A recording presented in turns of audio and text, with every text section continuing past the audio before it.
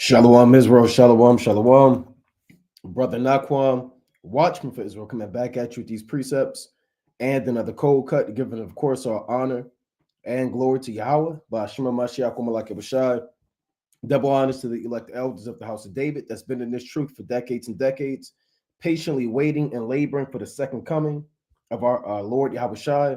The hearty, mighty Shalom to all of the mighty men of the Most High God who are out there in the highways and byways, pushing this truth, magnifying the ministry, presenting their bodies as a living sacrifice, and enduring all things for the elect's sake. Shalom, shalom.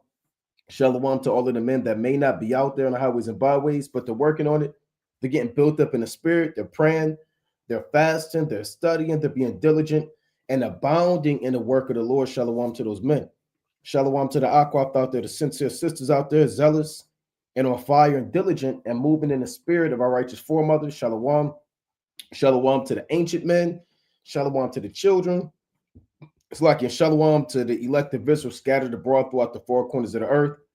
And last but not least, Shabbat Shalom, a mighty another Sabbath day that's been given to us by Yahweh Bashmi Shah. So Shalom to everybody tuning in live.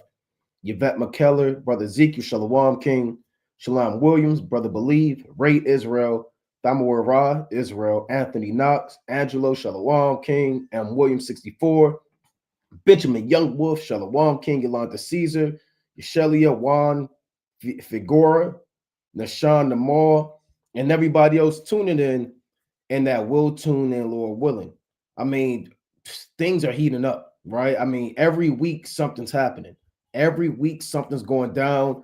Every week, every damn near day, man. Right? Every day there's a law being passed. Every day there's judgment in the earth. Every day the Most High shaking the hand. Every day the Lord is sending spirits created for vengeance, working on the minds of these leaders and these kings to further push this society to the brink of collapse and to push this society one step closer to World War III. And we're going to go into what Trump is going into, the prophecy of them invading Gaza, potentially, rather it's all talk or rhetoric, or rather these are things that are actually going to happen. Are these things biblical? Are they going to actually go into Gaza? Right? Are they going to invade the land of Israel? Huh? And what does that mean in the Bible? Right? So we're going to dive into this because this is major prophecy. The fact that, let's pull this up, right? The fact that this devil came out and said, let's play this clip right here. The fact that this devil actually came out, make sure the screen is showing, right? And said that we're going to take over the Gaza Strip and take over the land is pure madness, right? It's pure madness. So this devil's he's doing whatever these elites is really what the Most High has set him up to do. So let's play a little of this clip right here. We're going to dive into this prophecy. All right, now check this out. Let me make sure this it's like I got to get the sound set up through the spirit. Right, so this is a big deal. Right, this is a big deal through the spirit and power of Yahweh Shemiah Shah. Right, and you brothers that saw this, you should immediately think of, at least 5 to 7 precepts that come to your mind. Mr. Prime Minister, you are talking tonight about the United States. Now, this is one of the press conferences. You can see on the left, you got this devil, right? You got this damn demon, Netanyahu, Benjamin Netanyahu, right? And then you got this other demon. These are 2 demons, so-called Trump, right? So let's see this press conference they have, right? This is about a minute long. I'm gonna play it here and there. I may stop it, I may not, right? So let's play this. Mr. Prime Minister, you are talking tonight about the United States taking over a sovereign territory. What authority would allow you to do that? Are you talking about a permanent occupation there, redevelopment? And Mr. Prime Minister, do you see this idea as a way to expand the boundaries of Israel and to have a longer peace, even though the Israeli people know how important that land is to you and your citizens, just as the space is inherited by the Palestinians as well? I do see a long-term ownership position, and I see it bringing great stability to that part of the Middle East and maybe the entire Middle East. And everybody I've spoken to, this was not a decision made lightly. Everybody I've spoken to loves the idea of the United States owning that piece of land, developing and creating thousands of jobs with something that will be magnificent in a really magnificent area that nobody would know. Nobody can look because all they see is death and destruction and rubble. And so you hear this devil, right? You hear this devil. She said, are you going to go into the Middle East and take it over? That's essentially what she's saying, right? She said you got these Palestinians, they have a right to the land. What are you going to do in there? Who gives you the authority to do that? He said, hey, look, we got the authority to do that. Right now I want to get this precept real quick, right? Because why is this happening? Well, ultimately, this is prophecy. This is prophecy, right? Let's go to Revelation, the 16th chapter, right? Let's go to Revelation. I'm not going to pull it up on the screen right now, but we're going to go to Revelation chapter 16, and we're going to start at verse number 13, right? Revelation chapter 16 and 13. Why is the spirit of Yahweh Bashmiyawashai working so heavily upon these elites and upon this society in these last days? Because we're at the end of this thing. We're at the end of the world. So you're going to see events like this happen. This lets you know that we almost on our way out of here, man.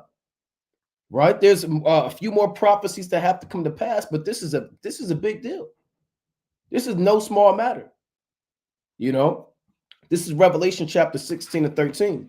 And I saw 3 unclean spirits like frogs come out of the mouth of the dragon and out of the mouth of the beast and out of the mouth of the false prophet.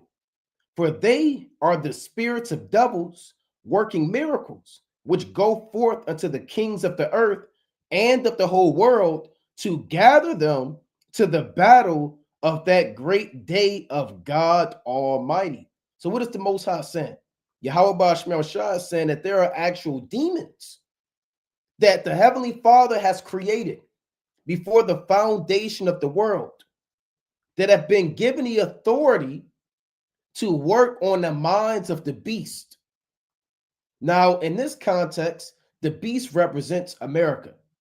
Now, you have NATO and you have the EU, but it's chiefly going into the beast with 2 horns like a lamb but spake as a dragon. That's America. Right? And then you have the dragon, which represents the modern day Roman Empire, which is NATO and the EU. You have the false prophet, which on a spiritual level represents America and their sorcery and witchcraft that they use to get you to worship the first beast whose deadly wound was healed, which is Rome, right? So what the Most High is saying is through Esau's politics, through his sorcery, through his propaganda, the Most High has spirits working on the minds of Trump and Netanyahu and all these damn devils, really starting with Trump because he's the mouth of the beast. And this rhetoric, this talk, there are actual demons on him right now. Now, the media doesn't capture that. The press conference, you're not going to see that. But there are actual spirits of devils issuing out from this system. And it's working on all of these world leaders. The king of Saudi Arabia, he got word of them about to invade. He said, you can't bring your army over here. That's what these Arabs said. Jordan, they said, if you bring your army over here, we declare war on you. So there are spirits of devils coming from this Babylonian American system. And the Most High set this up. Right? What did the Lord, I'm going to actually pull it up on the screen. Right? What did the Most High say in Ecclesiastes, the 39th chapter? First I'm going to read Revelation. Right? Because I'm going to read that precept again. Right? Let's bring that out again. I'm going to play the rest of that clip. We got a lot we got to get into. There's a lot we want to get into through the spirit and power of Yahweh Bashmiyawashai. Right? There are actual demons working mightily. Right? Let's read this one more time. And I saw 3 unclean spirits. 3 is a number in the Bible that represents emphasis. Right? Throughout certain accounts in the scriptures, you see how the number 7 is used for completion or perfection. You see how the number 10 is used for a whole amount or completion. You see how the number 6 is used for imperfection and destruction. And you see the number 3 being used. Right? You see the Lord calling Samuel 3 times. You see Paul praying for that demon to leave him thrice. Right? You see Yahushua telling Peter, feed my lambs 3 times. So you see the number 3 being used in the Bible to represent emphasis. So there are 3 unclean spirits, like frogs. Why are they like frogs? Because this is a reminder of the plagues of Egypt. When you read about the plagues of Egypt, you read about the frogs that were in the kneading troughs, they were in the beds, they were everywhere in Egypt, right? And the frogs, they hop from place to place.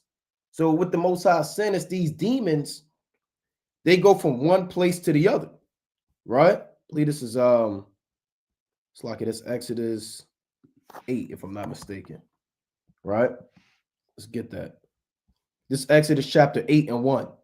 So these demons, they might be in the land of Babylon the Great. Then they'll be working on the minds of the Arabs. Then they'll be working on the minds of the Moabites. And then they'll be working on the minds of the Russians, right? The Lord is using America as a vessel to put spirits on everybody. And the Lord, this Exodus 8 and 1, and the Lord spake unto Moses, go unto Pharaoh and say unto him, thus saith Yahweh, let my people go that they may serve me.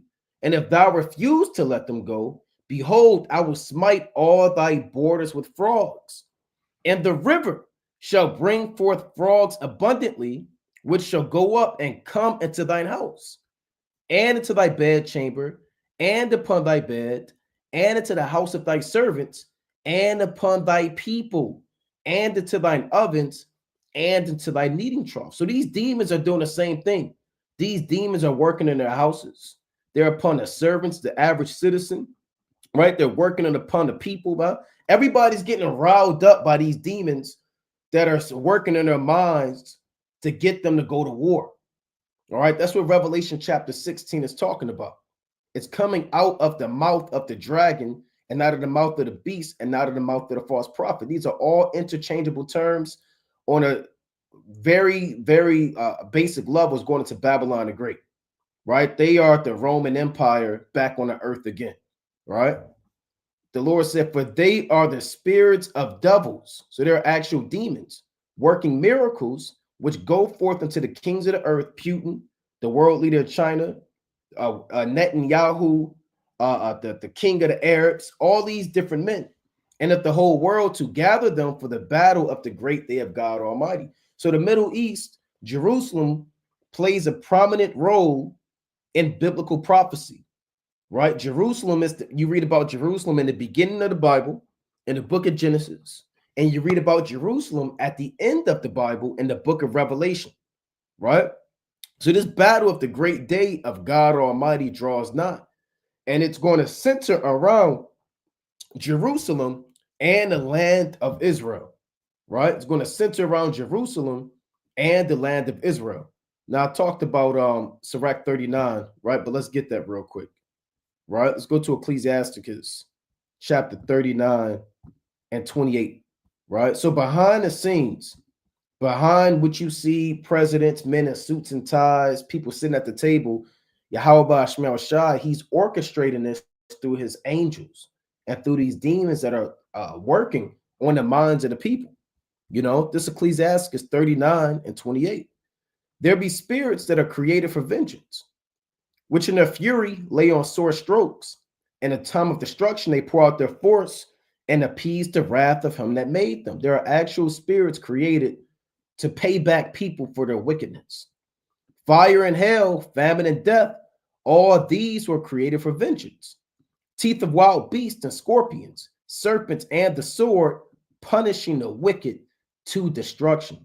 So the sole purpose of those 3 unclean spirits is to punish the wicked to destruction. That they can raise up their swords, like the Lord said, and smite one another. So this is a big deal for Trump to come out off the whim and say we're going to take over the Gaza Strip. What you're essentially saying is you're going to start you're going to usher in the battle of Armageddon. So now when you read the Bible, and we'll go through the prophecy, there are major prophecies that speak about the American army being pushed into the Middle East, right? There are major and we're not talking about Iraq. We're not talking about the war in Afghanistan. We're not talking about the Persian Gulf War. right? Those wars are insignificant and minuscule compared to the battle of the great day of God Almighty. The battle of the great day of God Almighty is the battle of Armageddon. And Trump doesn't know this. Netanyahu doesn't know this. They don't know that the Most High is using them as pawns on a chessboard to fulfill his will. All these kings, the Lord said in Proverbs 21:1, the king's heart is in the hand of the Lord.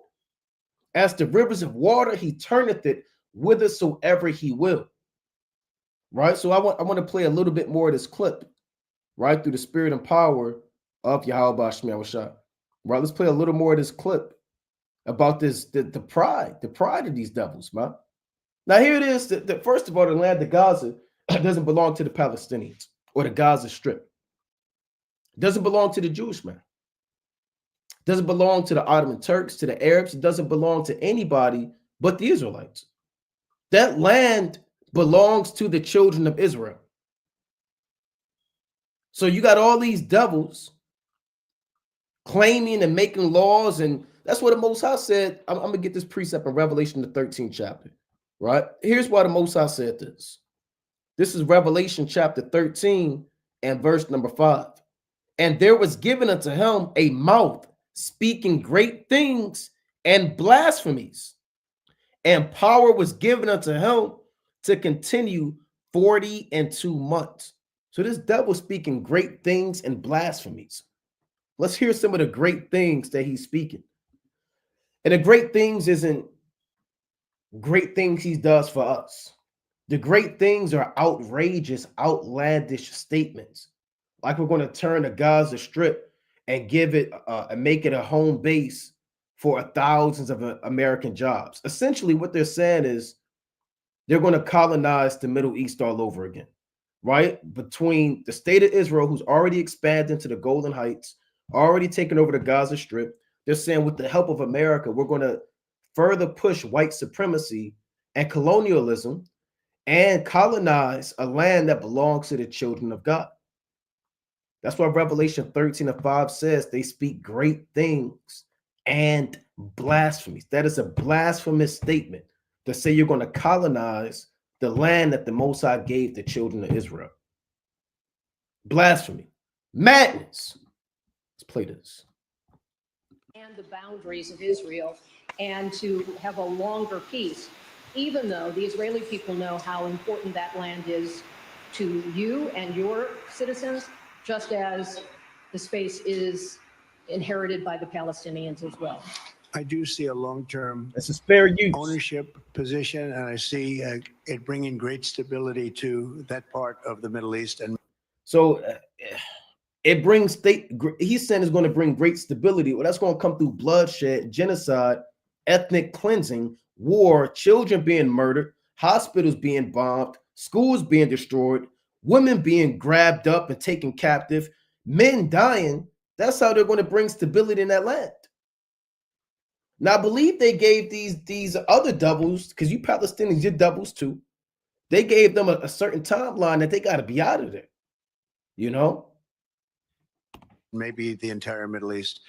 And everybody I've spoken to, this was not a decision made lightly. Everybody I've spoken to loves the idea of the United States owning that piece of land, developing and creating thousands of jobs with something that will be magnificent in a really magnificent area that nobody would know. Nobody can look because all they see is death and destruction and rubble and demolished buildings falling all over. It's just a terrible sight.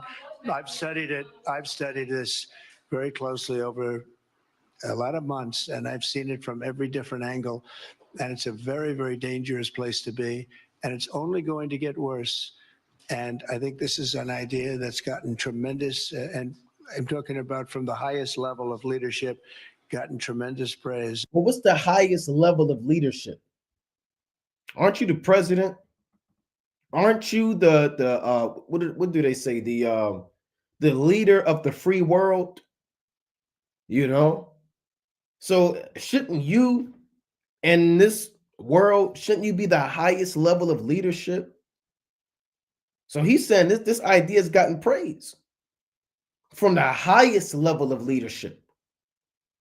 Well, we know Now you can say, well, no, he's talking about his peers at the United Nations. He's talking about this prime minister, that congressman, that senator. No, he's not talking about that.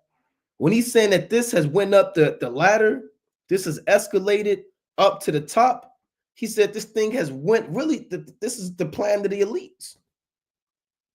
He said the Rothschilds, they checked off on this. The Rockefellers, they checked off on this.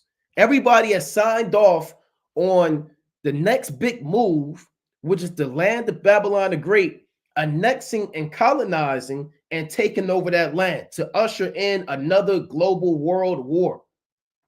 Because the first two global world wars were orchestrated, and World War I had everything to do with the so-called Jew taking over that land. World War II had everything to do with the so-called Jew taking over that land. These wars, they had nothing to do with what you think they have to do with, man. What you learned in elementary school was sorcery and witchcraft. What you learned in this man's system is nothing but propaganda and lies. All of these global wars are orchestrated.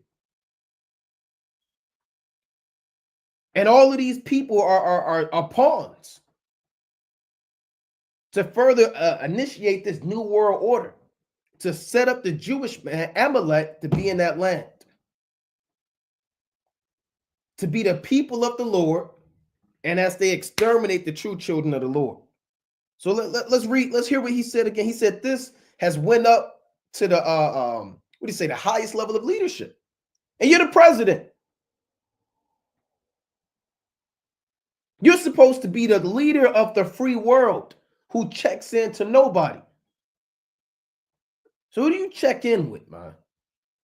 And they say this in the world, they say everybody has a boss, right? They say that. Only going to get worse. And I think this is an idea that's gotten tremendous, and I'm talking about from the highest level. And Slakia, Trump better make sure he's saying the right words. He has to follow protocol. He has to stick to the script, and he can't go to the left or to the right like us. The Most High gave us a straight commandment, you know, what to say, what to do, and we can't turn to the left hand or to the right. Same thing on the left hand side, right? Satan, who's working through these illuministic shadow government world powers, has given them laws and decrees, and they can't turn to the left hand or to the right.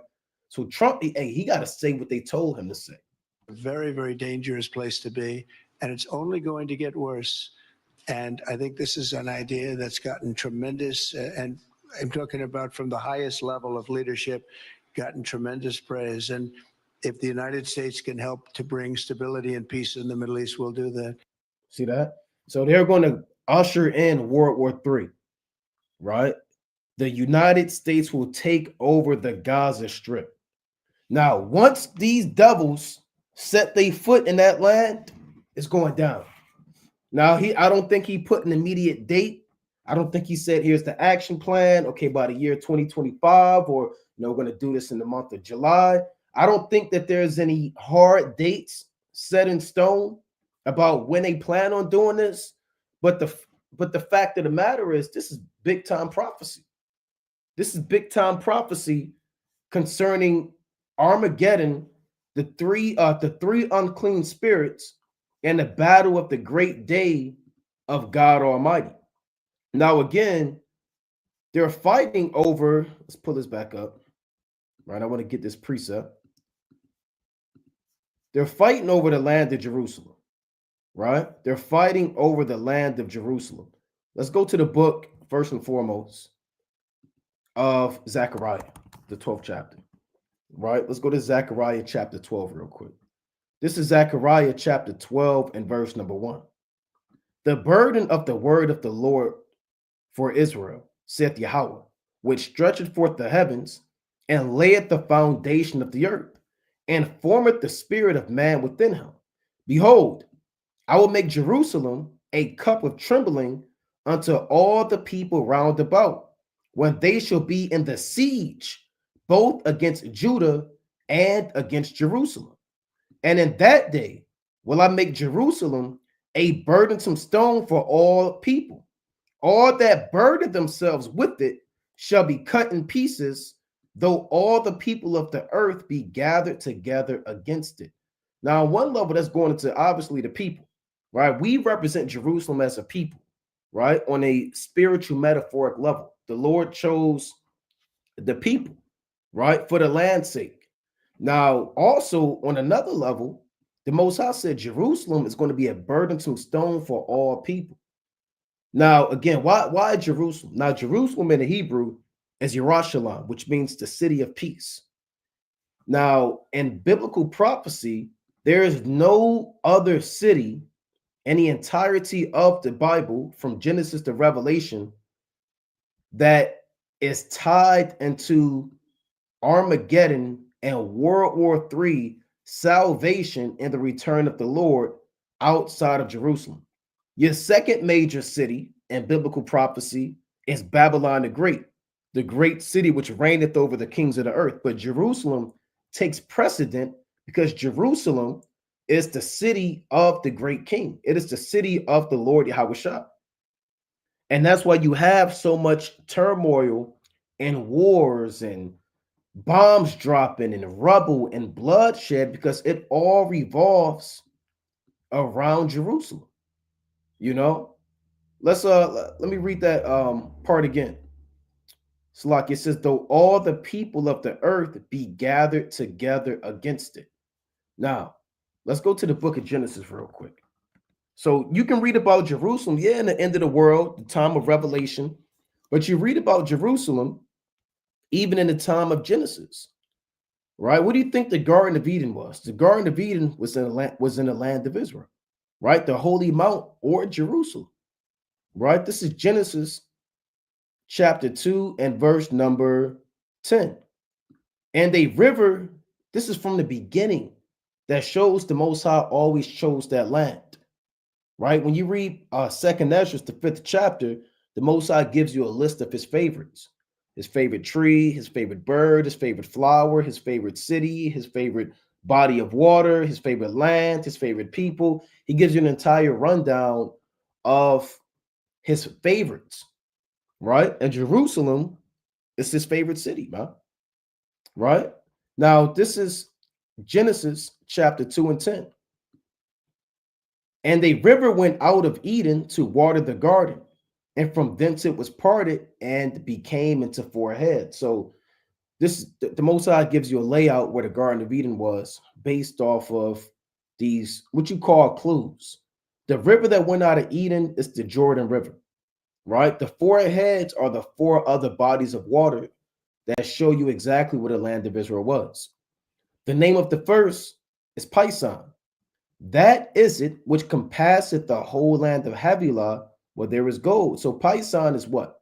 The Red Sea, right? That compasseth the whole land of Havilah, where there is gold, right? Now, when you, I don't want to go too deep into this, but when you pull up, let's go to this word Havilah, right? And that's where these modern day Ishmaelites dwell at to this very day, right?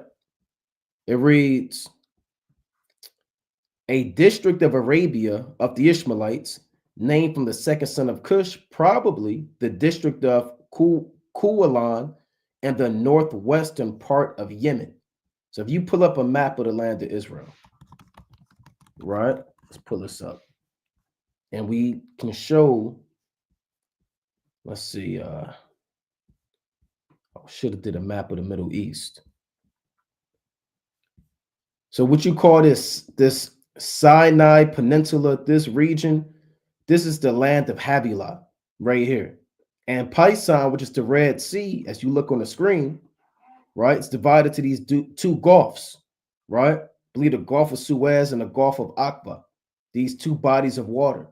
And this Red Sea compasseth the whole land of Havilah, which is what they call your Sinai Peninsula.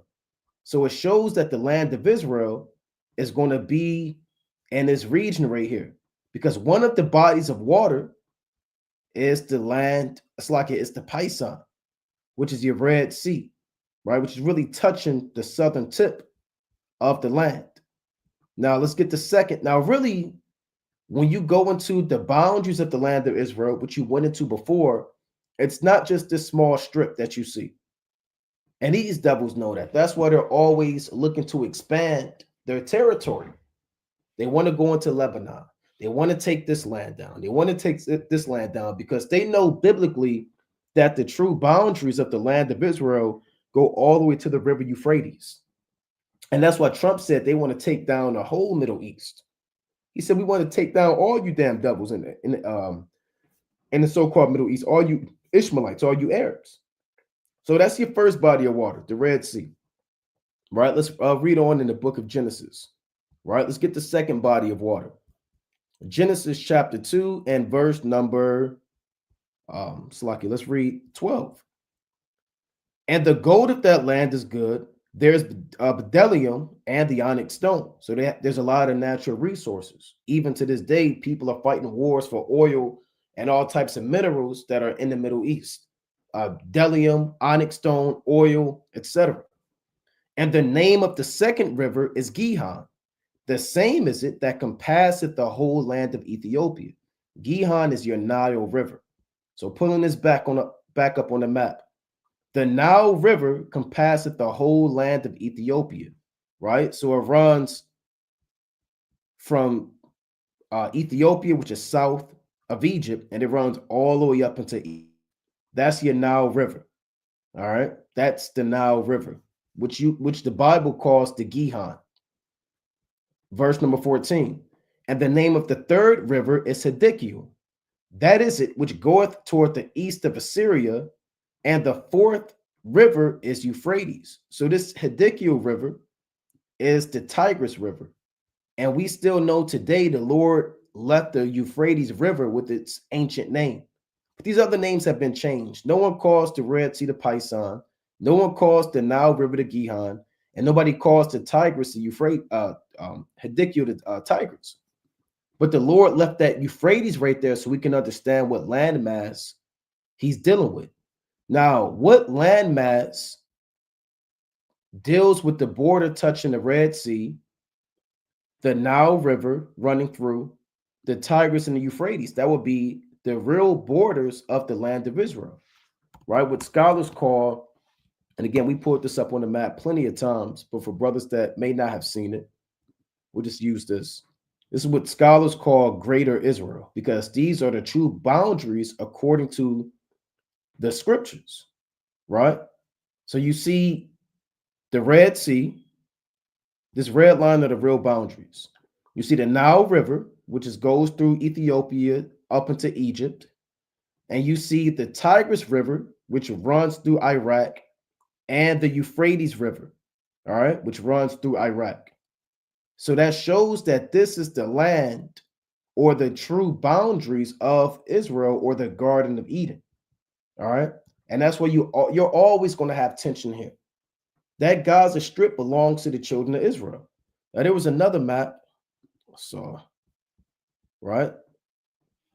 Here's another map right here of the true boundaries of the land of Israel. You're always going to have bombs dropping. You're always going to have conflict because you're always going to have those spirits working on those people because none of these devils belong in that land. None of these demons belong in that land. And if they are going to be in that land, it's for servants and handmaids, right? Now, let's go to Genesis real quick, chapter 15, right? Genesis chapter 15. And one thing that Amalek knows and these Edomites know, they actually read these scriptures, man. They actually read the Torah. They actually go into the history and they pattern all of their works after the biblical Jews for the most part.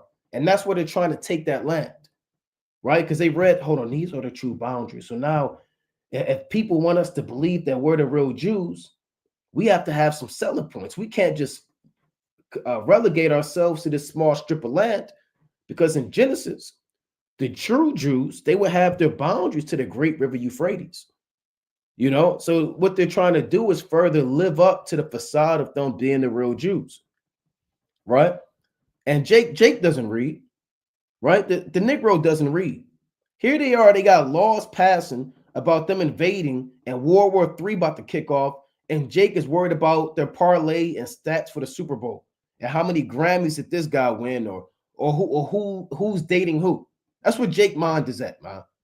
Right? Genesis chapter 15 and 18. Here's what the Most High told Abraham. And the same day Yahweh made a covenant with Abraham or Abram saying, unto thy seed have I given this land, from the river of Egypt, that's the Nile River, unto the great river, the river Euphrates. So when you look on the boundaries of the land of Israel, don't just look at what their geopolitical land is, right? Given to them by the United Nations or the League of Nations, really United Nations. But go into the precepts and understand that the true boundaries push all the way to the river Euphrates. David, he pushed the boundary to the river Euphrates. Solomon pushed their boundaries to the river Euphrates, right? Now, going back into Genesis, when the Most High put Adam in that land, he put him in that region, right? That's where it all began. Genesis chapter 2, it didn't begin in Africa. When I say Africa, I'm talking about Ethiopia. I'm talking about what these devils try to put out there. Well, we found these bones of Lucy 10 million years ago. Life originated in Africa, and all people migrated out of Ethiopia or out of, no, it began in what we call the land of Israel, right? Yasha Allah. Now, let's go to this real quick in Genesis chapter 2 and 15. And the Lord God took the man and put him into the Garden of Eden to dress it and to keep it. So why did the Most High put Adam in the land of Israel? Right? To dress it and to keep it. Does that mean he was out there with a garden hat on and an apron and a spade, and he was out there raking up the leaves and planting flowers? So I got to dress the garden. And he had a flower pot. He was watering his daffodils. No. What? This is a dark saying, a very dark saying, where the Most High is letting man know, the Israelites know, that when the Most High put Adam in that land, he sent him over that land to rule it with authority. That's what it means to dress it and to keep it, to subdue the heathen in that land and to enforce the Most High's laws and statutes and commandments as a prophet and as a king. That was Adam's job. And all these nations knew it. And we've done plenty of breakdowns on Adam. Now, Adam was set there to dress it and to keep it. Now, let's go to Genesis, right? The 3rd chapter. I'm gonna just read the first verse, then I'm gonna jump down. Then I'm gonna go to the book of Ezekiel. Genesis 3:1. Now the serpent was more subtle than any beast of the field which Yahweh had made. And he said unto the woman, Yea, hath the Most High said, Ye shall not eat of every tree of the garden. So the serpent, which is a man, it's not an actual serpent, right? The serpent represents the ancient nation that was there during that time. Now, your modern day serpent is the so-called white man, right? He's your modern day serpent, same characteristics of guile, prudence, and wisdom on the left-hand side.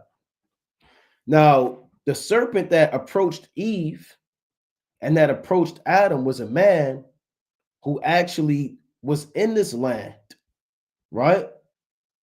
But where Adam and his women were, they were in the holy mount, right? The holy mount, which represents Jerusalem, which represents this land. And that's where the serpent encountered the woman. Now, how do you know that, right? Let's go to the precepts. That's why you have to go precept upon precept, right? Ezekiel chapter 28, right? How do you know that? Because the Bible tells you so, right? Ezekiel chapter 28 and 11. Moreover, the word of Yahweh came unto me, saying, Son of man, take up a lamentation upon the king of Tyrus, and say unto him, Thus saith Yahweh, Thou sealest up the sum, full of wisdom and perfect in beauty. So this is a lamentation, which is really a song of sorrow for the king of Tyrus. And lamentations are usually prophecies that speak to the detriment and the collapse of a nation and or an individual. Now, the king of Tyrus, in this context, is not an actual king of the land of modern-day Lebanon or the land of Canaan. This king of Tyrus is speaking about the serpent that was there during the time of Adam. And it's really the spiritual demon Satan that was working in that serpent, right? In that man, full of wisdom and perfect in beauty. Why? Because the serpent had wisdom, right? These nations are full of wisdom, right? Just like now, people look at the so-called white man in that same light. He still is up to some, right? He's your modern day scientist. He's your modern day pharmacologist. He's your modern day lawyer. He's your modern day educator. He's your modern day professor. He's full of wisdom, right? They might even say he's perfect in beauty, right? That's how he portrays himself as a god on the earth, right? And in the time of Adam, you had a nation back then who understood good and evil, the dynamics of evil and sin, sorcery and witchcraft, and the benefits of serving the Most High, right? And this represents that ancient nation that was back then. It's technically or biblically it's unnamed, but we understand that they're a figure for the ancient Canaanites, these modern day Edomites, all these nations that know evil and good, right? But let's read on. Let's go into the serpent. Thou hast been in Eden, the garden of God. Every precious stone was thy covering, the sardius, topaz, and the diamond, the beryl, the onyx, and the jasper, the sapphire, the emerald, and the carbuncle, and gold.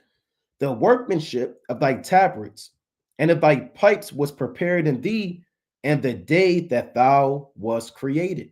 So this serpent was in the Garden of Eden, right? And they had a covering, right? Their covering is an incomplete covering, but you would think is righteous because, again, you would, when you go into the law, you read about the high priest, and the high priest had a covering, and he had 12 stones, right? Judah, or Reuben, Simeon, Levi, Judah, etc. He had all of the stones for all of the tribes, and that was his covering. So when men saw those stones, they thought of God. They thought that the Most High was working directly through this man, because only the high priest could wear those stones. So you thought he was being directly worked with by the Most High. That's the same way that people look at the modern day white man, Edomites, Amalek, and that's the same way that they looked at that serpent and those nations back then. They thought that the wisdom and the knowledge they had was of the Most High to benefit them. And the high priest had 12 stones, but like we always go into, the Lord gave this serpent, he has 10 stones.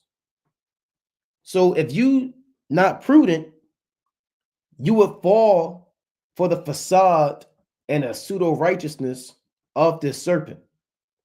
But it's really incomplete because he's lacking 12, right? He's coming up short. It reads, the workmanship of thy tabrets and of thy pipes was prepared in thee, and the day that thou was created. So when the Lord created the spirit to be in a serpent, he created him in a way to make other men go off with tabrets and pipes, which is likened unto a spiritual melody to lead you astray, right? Just like the elect, they have a song that no man knoweth, but the 144,000. And Yahushua said in Matthew the 11th chapter, we have piped unto you, and ye have not danced. We have mourned unto you, and ye have not lamented. So the elect, they pipe, they play a song, and it's for the elect to hear, to lead you to Yahweh, Bashmi Yahushua. The wicked, they pipe too. And their job is to play a song to get you to go off and freak off and go to the path of wickedness. The Lord created them that way. It says, in the day that thou was created. Here's the point of verse number 14. So Ezekiel 28 is a very dark saying. It reads, thou art the anointed cherub that covereth, and I have set thee so. Thou wast upon the holy mountain of God. Thou hast walked up and down in the midst of the stones of fire. So the Lord set up the serpent as the anointed cherub that covereth. The job of a cherub is to cover Yahweh Bashmi Yahushua's presence. That's why in the Ark of the Covenant, you have two cherubs, and they both have wings that face each other that covers the mercy seat. When you look at the Ark of the Covenant, the Most High in the third heaven, you read about the Lord that dwells between the cherubims in Psalms chapter 80:1. The point is, the serpent, just like the modern day so-called white man, he is the anointed cherub that covereth. His job is to cover the truth, cover up your nationality, cover your face with confusion, cover the nation with a veil of darkness. He's created to do that. The Most High said, I have set thee so. So it's not up to him. It's not up for the devil to be the devil. And all of the agenda, when you really understand the scriptures and Yahweh Shema Shai in this program, you understand that the Most High set this up. He's the one using these elites to fulfill his will. He said, I have set thee so. I made you the devil. I made you believe that you are God's chosen people, but you're really not. I've created Babylon the Great. Last time I checked in Revelation, the 4th chapter, said all things are created for his pleasure. For thy pleasure they are and were created. You know? And this is the deep things of the Most High. Right? The Lord said, I have set thee so. Thou was upon the holy mountain of God. So the serpent was on a holy mountain of God. What is the holy mountain of God? The holy mountain of God is Jerusalem. So when the serpent was dealing with Eve, where were they at? They were in Jerusalem, right? They were in the land of the Lord, right? Let's go to Psalms chapter 87, right? So there's a lot of spiritual history and work and activity from the days of old, right? Psalms 87:1, going back to Genesis. Psalms 87:1. His foundation is in the holy mountains. The Lord loveth the gates of Zion more than all the dwellings of Jacob. So the Lord's foundation is in the holy mountains. Same thing in Ezekiel chapter 28. Thou was upon the holy mountain of God. The holy mountain of God is explained in Psalms 87. His foundation is in the holy mountains. The Lord loveth the gates of Zion more than all the dwellings of Jacob. So his holy mountain is Zion, right? His holy mountain is Zion. Let's go to Psalms chapter 48, right? So this is beyond just Amalek and America and the Palestinians. The land of Jerusalem goes back to Genesis. It goes back to the very beginning. Psalms 48:2. Well, I'll read 1. Psalms 48:1. Great is Yahweh, Ba'ashmi Abushai, and greatly to be praised, and the city of our God, and the mountain of his holiness. Beautiful for situation, the joy of the whole earth is Mount Zion. On the sides of the north, the city of the great king. God is known in her palaces for a refuge. So it's playing again, right? What's the holy mount? The holy mount is what? Jerusalem. When Solomon built the temple, he built it on Mount Moriah, right? The future Temple Mount, right? The 2nd Chronicles, right? Let's go to 2nd Chronicles chapter 3:1. Then Solomon began to build the house of Yahweh at Jerusalem and Mount Moriah, where Yahweh appeared unto David his father, and a place that David had prepared in the threshing floor of Ornan the Jebusite. So the serpent was where? At Jerusalem, and the holy mount. That's where the temple was being built. That's where Adam was. That's the land the Lord gave Abraham. That's the land the Lord gave Isaac. That's the land the Lord gave Jacob, right? So there's a lot of spiritual history going on in that land, and these devils know that. They know the spiritual activity and how precious that land is. It's the joy of the whole earth. And that's why all these nations are constantly fighting in the Middle East, because they're all trying to stick their fork and sword and knife and weapon into the land that has been set up as the holy mount. Because if you could take down the holy mount and you proclaim like King of the Hill, brothers played King of the Hill growing up as a kid, man, right? And whoever's the king of the hill, they have the authority. They're exalted and they call the shots. So if you could take over the holy mount, not only do you call the shots of the whole world, but all the other nations have to know that the Most High is working through you and dealing with you, because you have taken over the holy mountain of God. And that's the plan of these devils, to take over the holy mountain of God, to overthrow the elect and take over the holy mount. That's why they want to go into Gaza. They want to take over that land, because that land has ties back to the sons of God, to Noah, to Enoch, to Methuselah, to Shem, right? To Abraham. That's what that land goes back to, through the spirit and power of Yahweh Ba'Shem Yahushua. Now, you got Trump, right, Salakia?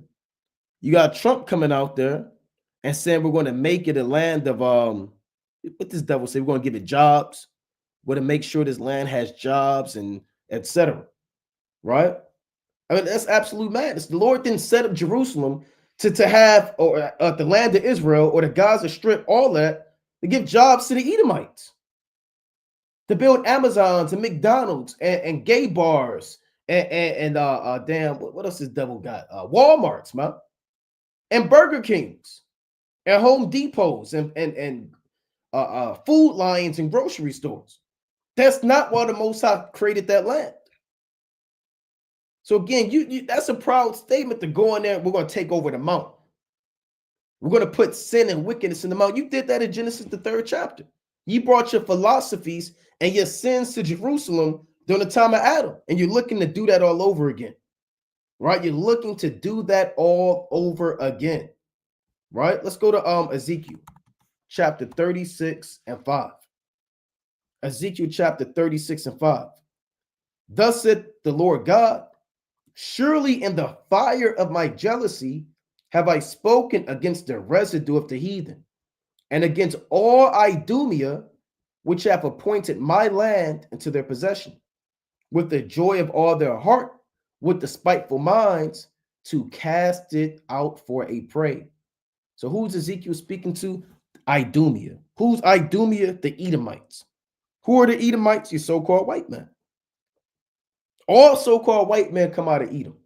Right? I don't know if anybody told you that. It don't matter if you're Scottish, you Welsh, you Lithuanian, you Belgian, you Czechoslovakian, you're a Russian, you're a Frenchman, you're an Italian. It doesn't matter. You come out of Edom. And the Lord said, you have appointed his land into your possession. You know? To do what? With despiteful minds, to cast it out for a prey, meaning to devour that land with your own laws, legislations, and wickedness, man. Right? That's their intentions. Now, when you let me pull this up. This is from, let's see if this is what I want. Hold on, I'm gonna get that in a minute. So I played this clip. There's a lot going on. Now, this is from End Time Headlines. Global fury begins to mount over Trump's plan to turn Gaza into the Middle East of Rivera, right? So I'm gonna play a little of this. This devil, man, I mean, he's never satisfied. I ought to get that in the book of Habakkuk, the 2nd chapter. This devil's never satisfied. Everybody thought imperialism was over in the 1900s, man. Early 1900s. Now he's in the land of Israel. And that's going to be his last stop. That's his last stop. Because the Most High let them conquer everybody. But one land the Most High is not going to allow them to conquer and completely get away with is that Middle East. That's where they're going to, that's where they're going to meet their end. I think that's a saying, that's where the rubber meets the road or something like that. He's not going to conquer the land of Israel, then set his heart on China and then take them down. And then, no, he's going to stop. That's where it's going to hit the fan. Global fury building over Trump's plan to turn Gaza into the Middle East. If I'm pronouncing this correctly, this says Rivera or Riviera, right? Look at this. Let's play this. I mean, let's read a little of this. Europe, check out what this devil is doing, man. I've never seen the president get in the office and make himself so many enemies. Right? I mean, since this devil came into office, America has always been an enemy to these Arabs. Some of them. Some of these Arabs love America. like you Saudi Arabians or you people of Jordan, you still in bed with America. But some of these Arab nations, they despise America. Your Iraqs, your Irans, they despise the society. Now you got European countries and all these Arab nations. They say you're going off. You're going off. Let's read this. European countries joined Arab nations Wednesday in rebuking a shock announcement by United States President Donald Trump that he wants to take control over Gaza and forcibly displace its inhabitants to neighboring countries, including Jordan and Egypt. Let's read it. We're going to read Habakkuk, the second chapter, right? Let's go to Habakkuk chapter 2. So this devil, he's always trying to go up to the holy mountain of God and sin. He did it when when really the spirit of the serpent is in him. So he did it back then in Genesis, the 3rd chapter. He was in the holy mountain of God. We read that in Ezekiel. Now he's trying to go to the holy mountain of God and cause sin and wickedness all over again. Right? Let's go to Habakkuk, the 2nd chapter. He's going to take over the Gaza Strip. That has nothing to do with you. That's nothing to do with you. But what did the Most High say? It says Habakkuk 2 and 5. It reads, yea, also, because he transgresseth by want. He is a proud man, neither keepeth at home, who enlargeth his desire as hell, and is as death, and cannot be satisfied, but gathereth unto him all nations, and heapeth unto him all people. You can't make this up. Right? I mean, this is talking about the so-called white man. The Edomites. What does it mean he transgressed by want? He sins through his philosophies, his policies, his legislation, his religions. That's how he sins. He doesn't come out and say, I'm a sinner, therefore give me your land. Now he'll put a law out there. He'll have the International Monetary Fund, the World Bank, the Federal Reserve, right? He'll go out there with a false flag. He'll send CIA operatives. He'll pay rebels off in your country to overthrow your kingdom. Then he'll come take it over. And this devil does all types of madness, man. He'll bankrupt you, give you a loan you can't pay off and say, okay, well, look, don't pay off the loan, but look, what you could do is you could set up a McDonald's, right? I know you got all this money that we loaned you, right, to do trade and to buy and sell with your neighboring comrades because they got money, but you can't pay it off. So here, all you got to do is kind of build a Target, a Starbucks, a Walmart, a sodomite bar, right? A liquor store, right? And we're going to teach your children. We're going to build schools and we're going to teach your children. And that's how these nations get turned out, man. Through the World Bank, the IMF, the Federal Reserve. They get all freaked off. That's how he sins. And this devil's proud, man. Yeah, I think it would be a great thing to go into Gaza and take it over and make it a place for American jobs. But there's a precept, maybe think of, I believe Nicanor said that. He was going to make Jerusalem a burying ground. That's that same Nicanor spirit. If a brother know that precept off the top, he could put it right in the chat. Nicanor said, I'm going to make Jerusalem a burying ground unto all of the Jews. That's a proud statement. To say I'm going to go up there and take over the land that was promised to Abraham, Isaac, and Jacob and make it a home for Edomites and American jobs is proud as hell. And it says neither keepeth at home, because this devil don't stay at home. Right? He don't stay at home. He's go to Mount Seir. Now you can say, well, no, he does stay at home. He does. Okay, well, go to Mount Seir. See how many so-called white men you see at home. Because that's the land the Lord gave him. Go to Mount Seir. Take a one-way ticket. And go to Mount Seir. Get a flashlight. Get them the damn straps so you don't fall off the mountain, man. Get them shoes with the spikes in it. and shimmy your way down to Mount Seir and see if you see any Edomites. If you find some, let me know. Because they don't keep at home. They're not in the Caucasus Mountains. The Lord didn't even give them the Caucasus Mountains. He gave the Caucasus Mountains to the Japhites. The Japhites are supposed to take over the Caucasus Mountains, but he's not even in the Caucasus Mountains. Right? This devil's all over the place. He can't be satisfied. He wants to go to other so-called planets. That he believes in that. Right? I hate this damn devil, man. And all of the world, they're understanding this devil. And they're understanding that you gotta kill this guy, man. You gotta cut this guy down. You gotta cut this guy down. Let's read on. Habakkuk 2:6. Show not all these. What's all these? All these nations. Shall not all these take up a parable against him and a taunting proverb against him and say, woe to him that increaseth that which is not his. How long? And to him that ladeth himself with thick clay. So all these nations are going to rise up against him and say, how many, look, enough is enough. You've been robbing and murdering and stealing for so long. Enough is enough. That's what the Most High is saying. He's saying that the other nations are going to rise up against America. Separate from them on a political, diplomatic level, international level, and ultimately destroy America.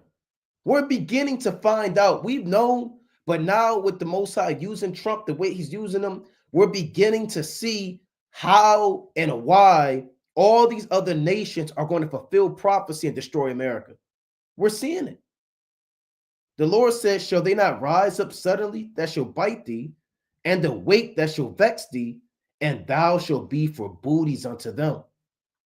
Because thou hast spoiled many nations, all the remnant of the people shall spoil thee, because of men's blood, and for the violence of the land, of the city, and of all that dwell therein. And they robbed many nations, man. First and foremost, they robbed the Israelites. Where's our menorahs, right? Or our candlestick? Where's the table with the showbread? Where's the brace and laver? Where's the chapiters of the temple, right? Where's all of our gold without number and our brass without weight, right? Where's our tabernacle? Where's all of our holy vessels that Moses built, Bezalel, all of our fathers built, Solomon built? Where is it at? The snuffers and the dishes and the tongs, and where's all of these things? You robbed us. You have entire what's that? The Archetytus. You got the Archetytus that commemorates you robbing and spoiling Jerusalem in 70 AD, looting the temple. You done robbed these Hamites, man. I know these Hamites, man. A lot of these Hamites hate you now. You done split up Africa like an apple pie, man. Gave some to Germany, Belgium. One of you devils, man, you was going to was that the Congo and chopping off arms for rubber. You went into China when you were Britain. You went into India as Britain. I mean, you devil. Let me pull this up, man. Let me pull up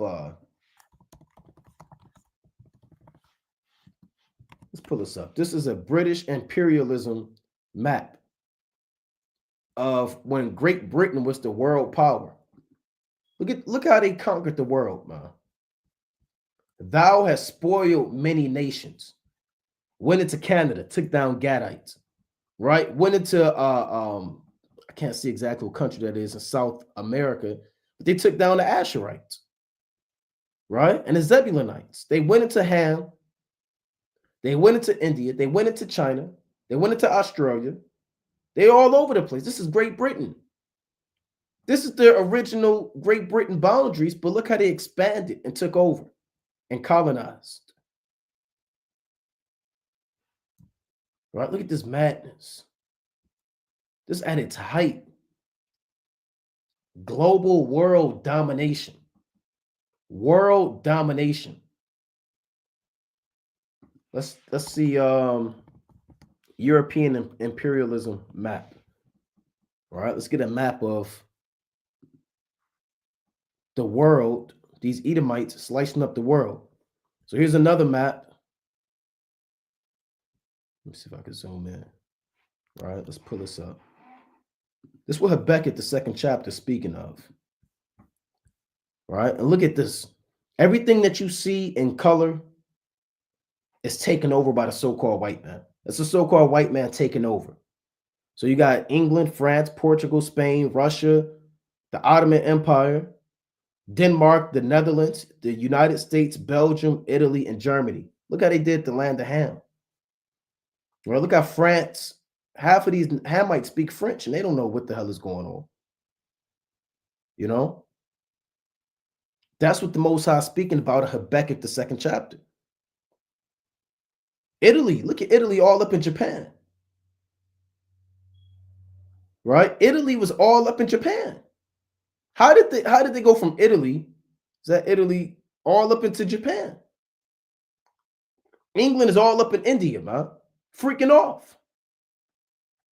This is what the Most High is saying, right?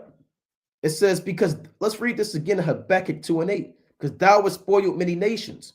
All the remnant of the people shall spoil thee, because of men's blood, and for the violence of the land, of the city, and of all that dwell therein.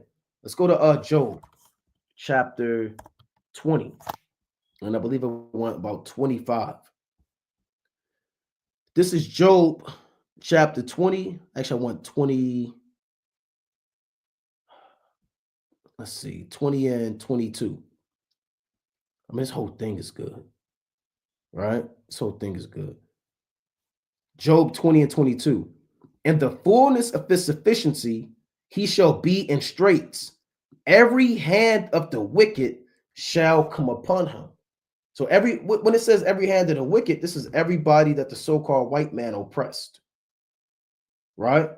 Everybody that they've oppressed, they're going to rise up and put their hands on this devil, right? Let's pull that word up in the Hebrew. Aimal, if I'm not mistaken. It means laborer, sufferer, wretched one, laborer, workman, right? So all of the nations that they essentially enslaved, right? Through the World Bank, IMF, Federal Reserve, hardcore slavery, all of those nations, the Most High said, Habakkuk, in Job, they're going to do what? Right? It says in Job 20 and 22, every hand of the wicked shall what? Shall come upon him. So it's going to go down, right? It's going to go down. These nations had enough. Let's jump down to 27. The heavens shall reveal his iniquity, and the earth shall rise up against him. Let's prove that the Bible is true. Let's prove that the Bible is true. What the Lord said in Habakkuk, that's one witness, that they're going to rise up against him. In Job, it said they're going to rise up against him. Now let's get facts on that. Now this is from DD Geopolitics, another inside whistleblower. Let's see the enemies that America has earned and gained. And let's see if this backs up what we just read out of the Holy Bible. Massive backlash from basically the entire world after Trump sanctioned the International Criminal Court with 79 countries issuing a joint statement. So you got 79 countries you pissed off. The world is fed up with you damn devils, man. From the entire world. The statement reads that the United States is eroding the international rule of law. See, the Lord said, like we always going to, their look is more stout than their fellows. So whatever laws you got, America, hey, look, man, they do what they want to do. They don't have to abide by international law. And the world is fed up with that, man. Let the weak say, I am strong. So that they're fed up that America is eroding the international rule of law. and it strongly condemns the United States financial sanctions and visa restrictions against ICC, International Criminal Court. Now, I'm not going to read all these countries, but look who all signed off on this. From Afghanistan, Albania, Andorra, Antigua and Barbuda, Austria, Bangladesh, Belgium, Belize, Bolivia, Bosnia and Herzegovina, Brazil, Bulgaria, etc. Look at all these countries, man. You got Hamites in there, a lot of Benjamites in there. You got other Edomites in there. Look, you got the United Kingdom in there. And I thought the United Kingdom and America were best friends. Right? I thought they were best friends. France signed off on this. France, Finland, little old Finland, right? Was this Liechtenstein and Lithuania, small nobodies, man. Kind of got some air in their chest and they feeling themselves. They signed off on it, right? All these nations are fed up. Let's see, it says, we, the undersigned states parties to the Rome Statute of International Criminal Court, reaffirm our continued and unwavering support for the independence, impartiality, and integrity of the ICC. Now, what does the International Criminal Court do? Right, let's pull this up for brothers that may not be familiar with the International Criminal Court. Right? Now, why would America sanction the International Criminal Court? Well, let's see what the International Criminal Court does. The International Criminal Court purpose is to investigate and prosecute people accused of the most serious crimes, such as what? Genocide, war crimes, and crimes against humanity. So, with them being strong allies with the state of Israel, and Israel committed genocide on the Palestinians and other war crimes of rape and torture and child molestation and murder and decapitation, popping these prisoners, violence and wickedness. They say, look, man, if you don't allow us to be wicked, we're going to sanction you. This is international. This isn't your local court. You got a speeding ticket, you go, you kind of, no, this is International Criminal Court. A fugitive and a vagabond shall thou be on the earth. This shows that they're the fugitive, running away from justice, sanctioning criminal courts and nations that support it, because they won't accept your wickedness. Even these other nations, they won't accept you to just rape, rob, and murder the earth anymore. So you say, you know what, man, we're going to put sanctions on you. Right? This is international court, man.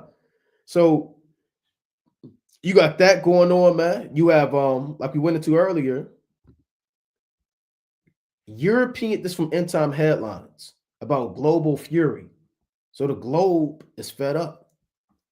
European countries joined Arab countries Wednesday in rebuking a shock announcement by United States President Donald Trump that he wants to take over Gaza and forcibly displace its inhabitants to neighboring countries, including Jordan and Egypt. Trump's remarks that the U.S. should own Gaza and turn it from a demolition site into the Riviera of the Middle East sparked immediate blowback from Palestinian officials, their regional allies around the Middle East, and key European capitals. See that? So you got the 10 horns. First, he said he's going to put tariffs on the 10 horns.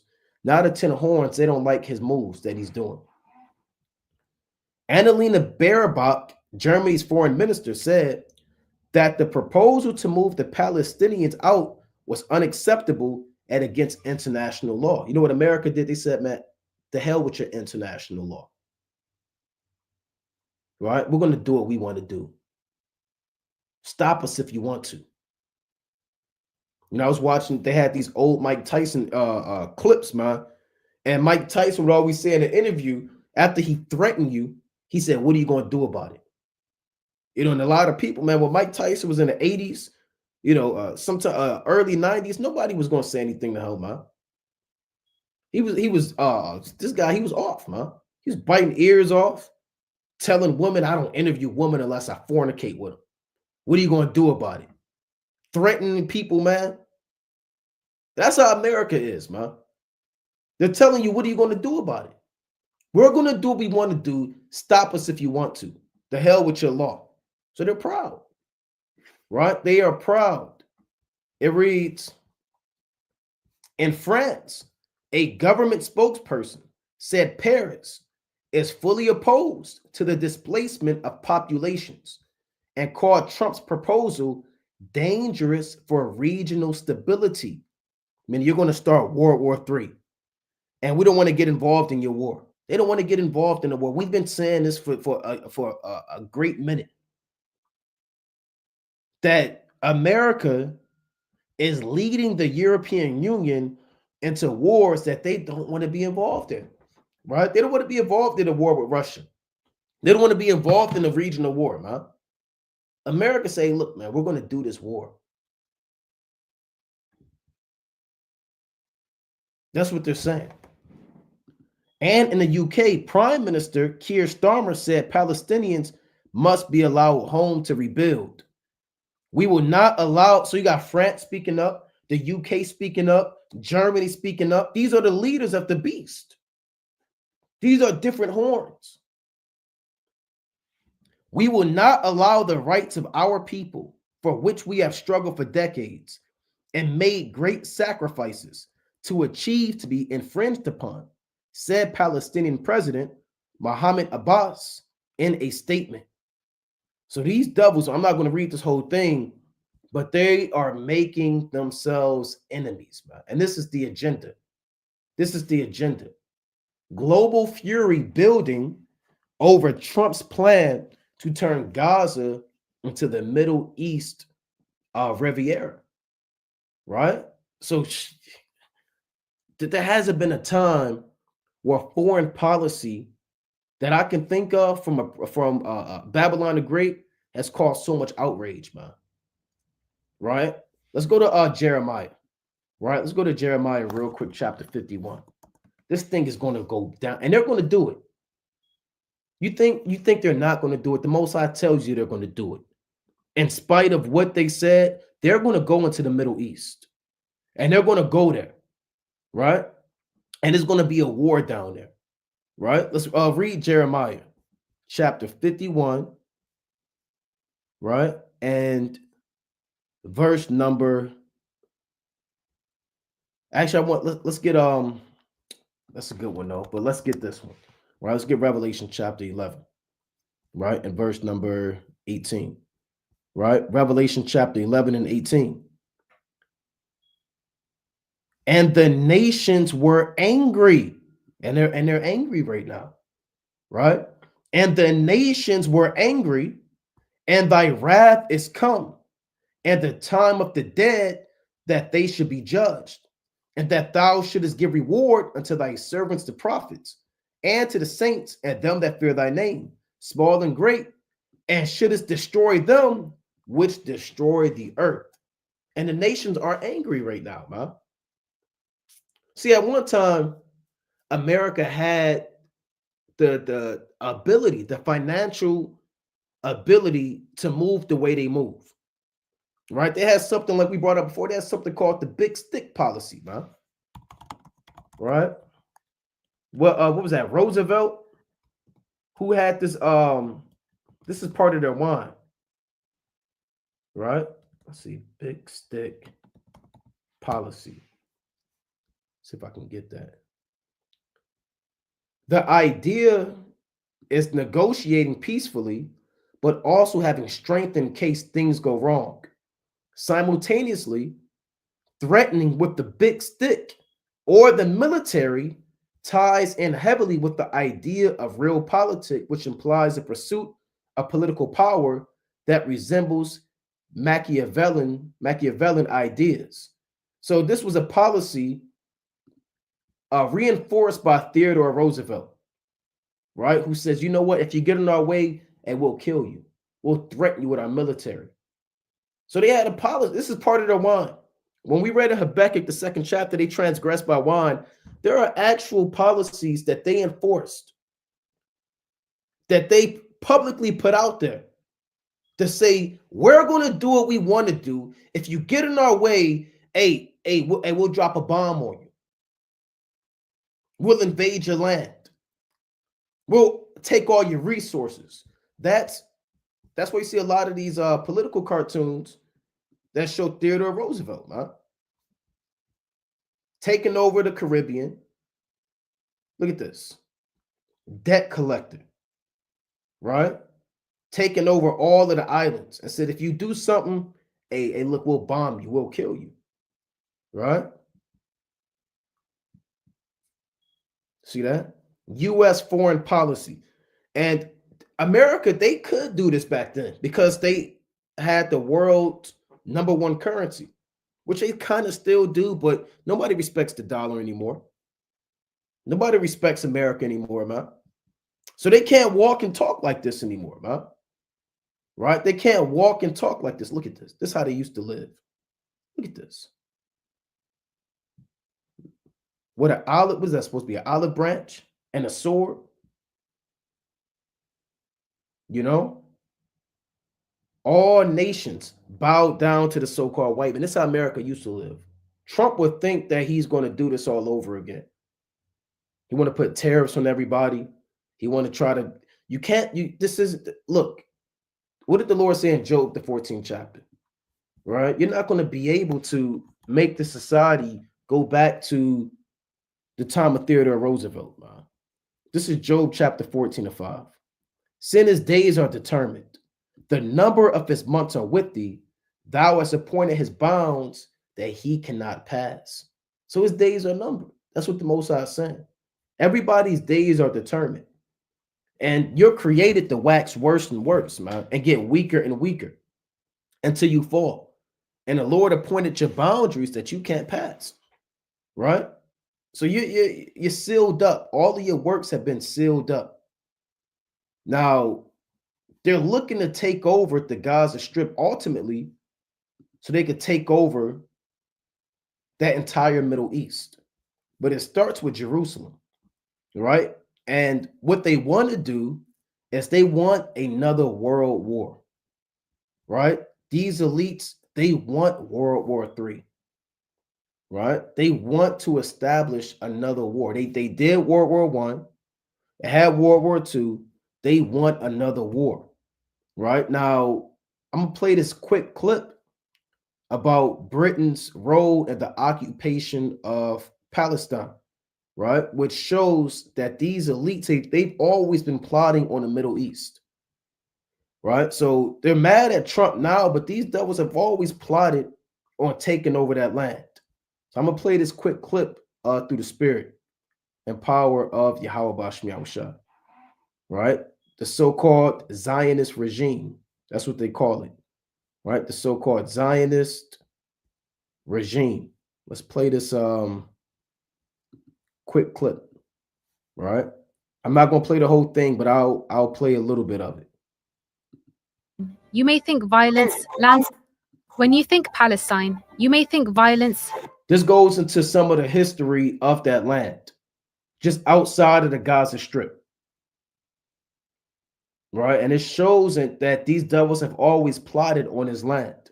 That's Ezekiel 36:5. We read that. Land seizures and a decades-long Israeli occupation. But what you might not know is that another country played a driving role in causing the region's conflict: Imperial Britain. When the white man arrived, whenever the white man arrives, somebody dies, somebody gets sick, somebody gets put to death, wherever he goes. From 1516 to at least 1917, Palestine was under the control of the Ottoman Empire. Right, so the Ottoman Empire, they actually ruled the whole Middle East until like the early 1900s, right? You had Ishmaelites, you had Cush, you had a lot of different nations that dwelt in that region. So you never had Amalek in that land.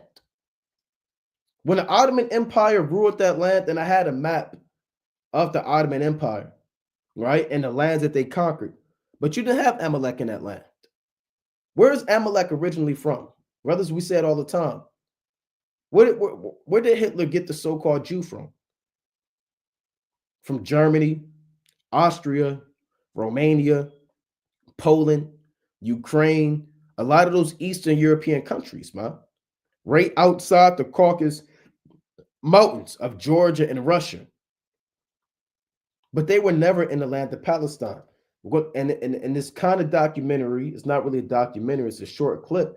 They kind of go into what happened and how these devils kind of got there.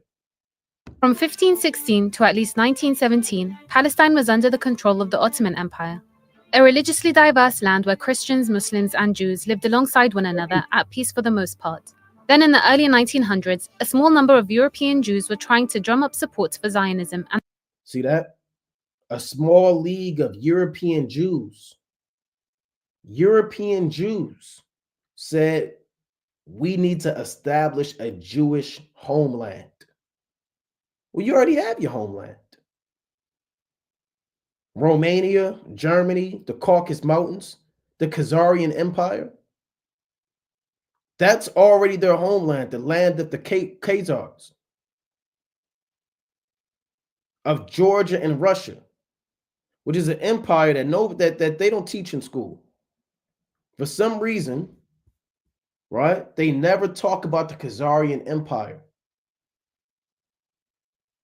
So they had a plot that said, we need to take over the land of Palestine, right? And this was the agenda of these elites. And in the early 1900s, a small number of European Jews were trying. And why would they call them European Jews if they're always the Jews? If they were always the Jews, why would they have to be called that? They've always been the people of the Most High. Trying to drum up support for Zionism and the establishment of a Jewish homeland. Just 20 years before, in 1897, the movement led by Theodor Herzl was initiated at a conference in Switzerland. See that? So this was going on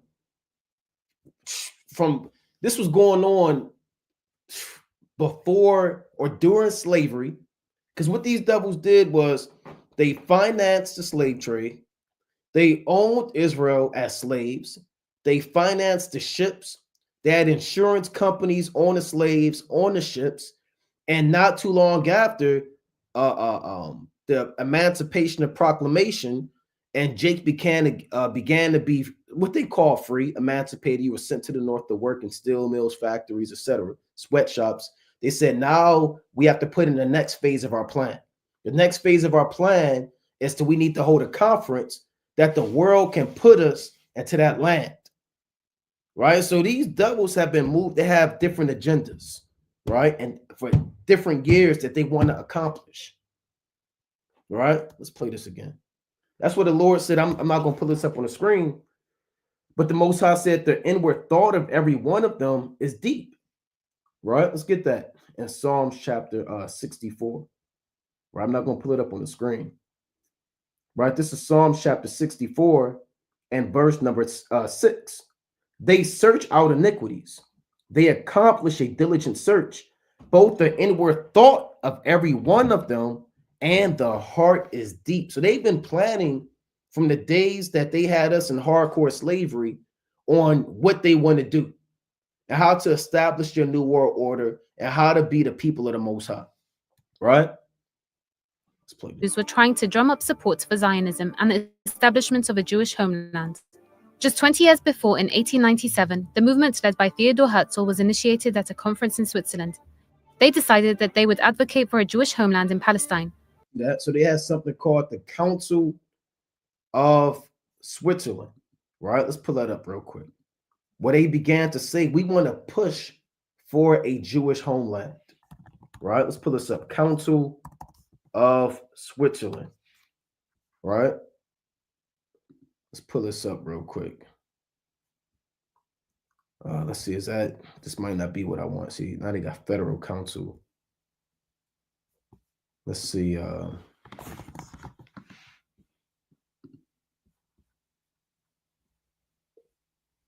Okay, so this is the Swiss Federation of Jewish Communities. Right? Let's see if we can get boy, man, they make it hard to find. They make it hard to find this information. Right? You gotta damn near deep dive and find this, man. Okay, look, let's read a little of this. This is from European Jewish Congress. So we pulling we putting the light on you damn devils, man. Right? We putting the light on you damn devils. So this is I'm gonna get straight to the point. Let's see. By the end of the 19th century, and in the late 1800s, Jewish life was flourishing in Switzerland. However, in 1893, the Jews suffered a severe setback when Swiss voters decided to introduce a ban on Shechtia, the killing of kosher animals, in the federal constitution. As a result of this vote, most Jewish communities in Switzerland decided to set up and become affiliates under a national umbrella organization. In 1904, the Swiss Federation of Jewish Communities was established.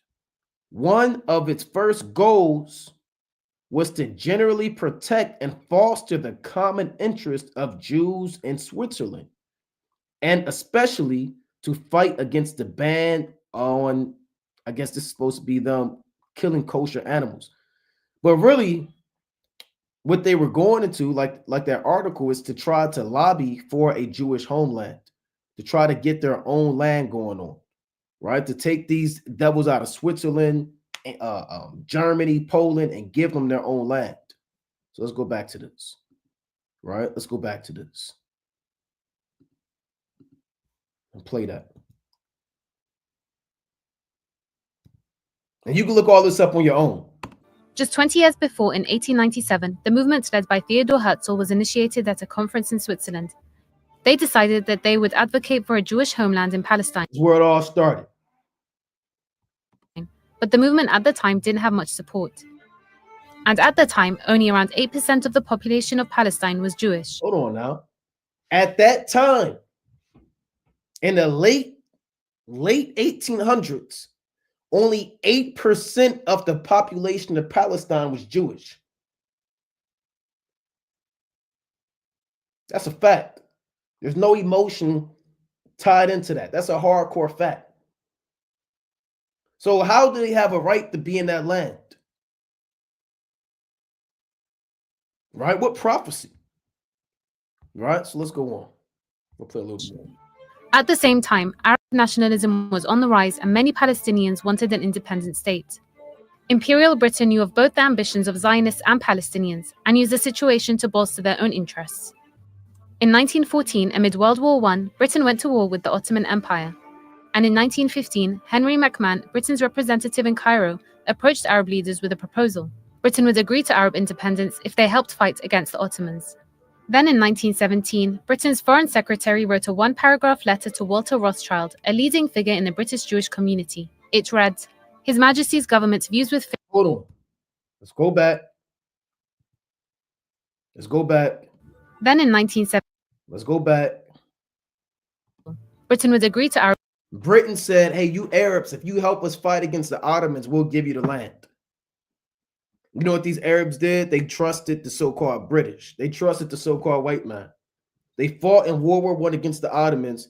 Britain went around, stabbed them in the back, and said, we're going to give the land to the so-called Jew. And you're not going to get no land. Arab independence if they helped fight against the Ottomans. Then in 1917, Britain's Foreign Secretary wrote a one-paragraph letter to Walter Rothschild. See that? The Rothschilds, the elite bankers. He wrote a letter to Walter Rothschild. Now, the Rothschilds, again, we're not going to go deep into the Rothschilds. We go into that all the time, right? Those are your elite families. They come from they're a banking family originally from Germany, right? They're originally from Germany, and they established their headquarters in England, right? They established their headquarters in England. That's why London is like the world's financial district of the world. It's the world's #1 financial headquarters, for lack of better terms, for the beast. You know, they got their own obelisk there, right? They got their own illuministic parties there. But Walter Rothschild and all of the Rothschilds established headquarters in England. And he wrote a letter to them. A leading figure in the British Jewish community. It read, His Majesty's government views with favour the establishment in Palestine of a national home for the Jewish people, and will use their best endeavours to facilitate the achievement of this object. This letter became known as the Balfour Declaration, and it was in stark contrast to a declaration of the British and French armies in 1918, which assured the people of Syria, Palestine, and Mesopotamia of autonomy. So what was going on? Britain had promised independence to the Arabs that lived in Palestine, but then also promised a homeland for Jews on land that was already inhabited. That's why that's why the Lord called them double-tongued. Right? Let me get this precept real quick. How do you promise land to two parties and then put them against each other, and then don't split the land and give it to one person, man? Right? To give it to one, or really one people, man. Right? Was Britain just transferring land that did not belong to them to whoever they liked? This is Psalms chapter 12 and verse number 1. Psalms 12:1. Help Yahweh, for the godly man ceaseth, for the faithful fell from among the children of men. They speak vanity, every one with his neighbor, with flattering lips, and with a double heart do they speak. So that's having a double heart, telling them, okay, look, you can get the land, and then run behind their back. Okay, you'll get the land, but I need you to do this for me to get the land. I need you to do this for me to get the land. Well, first of all, who is Britain to be telling anybody who the hell can get the land to Israel? Huh? But Amalek was working hand in hand. Remember, you have Walter Rothschild, who's an Amalekite himself, a so-called Jew, putting these decrees out. So the Rothschilds, these elite bankers, they're the ones who were working hand in hand to undermine the Ishmaelites to take the land. And they used the British military and the British legislation to do so. So America really, they worked hand in hand with Amalek, but they didn't work with Amalek until a little during World War I. That's when America really got involved of working with Amalek on a higher level, right? Britain had promised independence to the Arabs that lived in Palestine, but then also promised a homeland for Jews on land that was already inhabited. It's called being double-tongued or having a double heart, right? Backbiting, whispering. Was Britain just transferring land that did not belong to them to whoever they liked? When the Ottoman Empire collapsed in 1918, the League of Nations gave Britain a mandate or administrative control of Palestine in 19... Right. I know I'm pausing a lot, but that's okay. So you had something before you had the United Nations. Amalek said, we're going to put together something called the League of Nations. Now, the League of Nations, their sole purpose was to try to get the land of Israel to the Amalekites. That's what the League of Nations was about. You don't really hear about the League of Nations. I believe they were dissolved, and then they gave them they created the United Nations after World War II to try to push that same agenda to give them that land. 1918, the League of Nations gave Britain a mandate or administrative control of Palestine in 1920. It was a dual mandate. On one hand, they were to act on behalf of Palestinians, but on the other hand, they were to act on behalf of the international community of Jews who wanted to establish a homeland. Britain then drew up arbitrary borders, transferring the eastern bank of the Jordan River to the Hashemites. It was under the British mandate that Jews from Europe began to immigrate to Palestine and buy up land. See that? That was under the British mandate, right? That was under the British mandate where they began to come and buy up land and take over the land that's not theirs, right? Let's go to the book of Micah, chapter 2 and 1. Right, so this is all a manufacturing an identity, manufacturing a facade, fabricating a nationality, right, by using policy, wine, and philosophy. right? Let's go to the book of I had a precept in mind. Lord willing, it comes back, right? Let's go to Psalms real quick, chapter 2. This is Psalms chapter 2 and 1. Why do the heathen rage and the people imagine a vain thing? The kings of the earth set themselves, and the rulers take counsel together against Yahweh and against his anointed, saying, let us break their bands asunder and cast away the cords from us. And this is the heathen raging and the people imagining a vain thing. Why do they imagine that they could switch up the boundaries? I thought the Lord said in the law that you can't remove the landmark. That's the law. So they're imagining a vain thing as if they're going to get away with this, and as if Yahweh Bashmi Abashai is not beholding their works. This is Job chapter 24 and verse number 1. Job 24 and 1. Why, seeing times are not hidden from the Almighty? Do they that know him not see his days? Some remove landmarks, they violently take away flocks and feed thereof. They drive away, they is the Edomites. When the Lord said some remove landmarks, those are the Edomites. A landmark is a boundary, right? Like you might have a state line. You're driving from Michigan to Ohio, right? The boundary to cross from Ohio, that's called a landmark, right?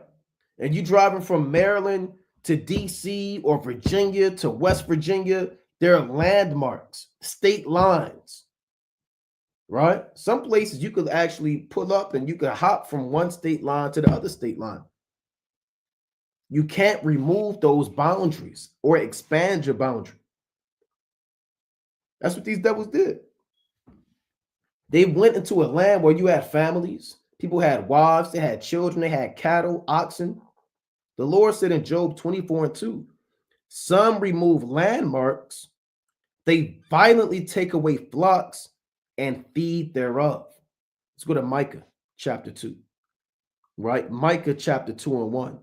Woe to them that devise iniquity, that work evil upon their beds. When the morning is light, they practice it, because it is in the power of their hand. And that's what Britain did.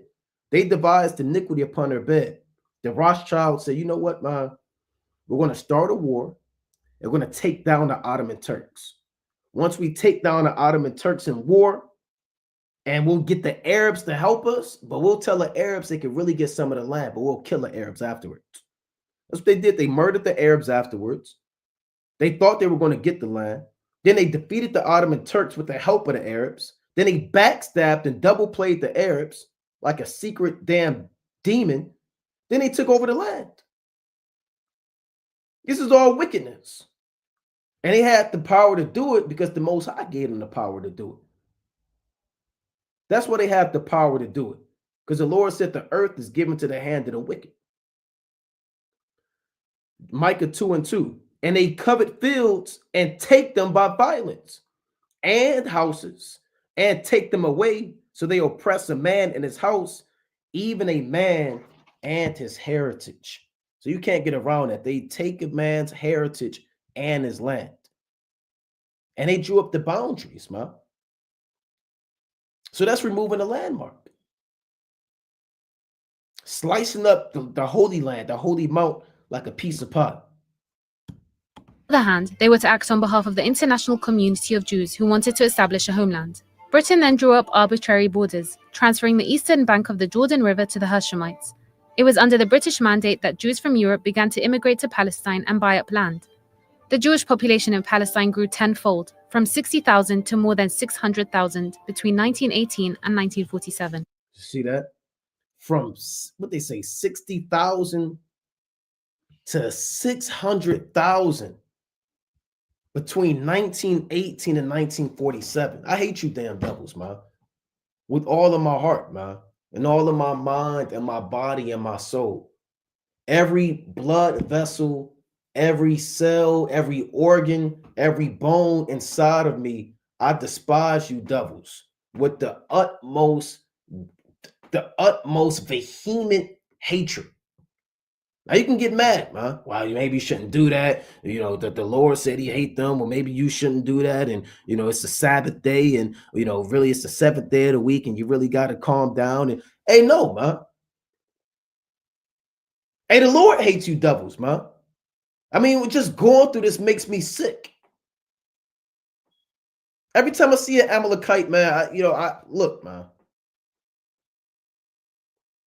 And that's what these devils, now they have the anti-Semitism bill where they say, look, all anti-Semites are going to get deported. Because the jig is up, man. Everybody knows about you now. You are the world's second best kept secret outside of our identity. But both things are revealed at the same time. Our identity and your identity, man. You didn't think that the Most High was going to fulfill his word, you idiot, man.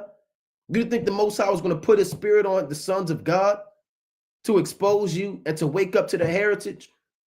You read the Bible, man. You knew about the Apocrypha. You had the scriptures. So now you're being exposed, man. Right? Let me get Second Thessalonians, the second chapter, man. Right? Let's go to Second Thessalonians chapter 2. Maybe you shouldn't do that. You got to think about it. You got to remember. Well, look, we're not going to bite our tongue. One thing about us, we're not gonna cut corners, sugarcoat it, beat around the bush, pacify it. We're not gonna do that, man. We're gonna tell it like it is. Right? Now let's go to rather people like it or not, man.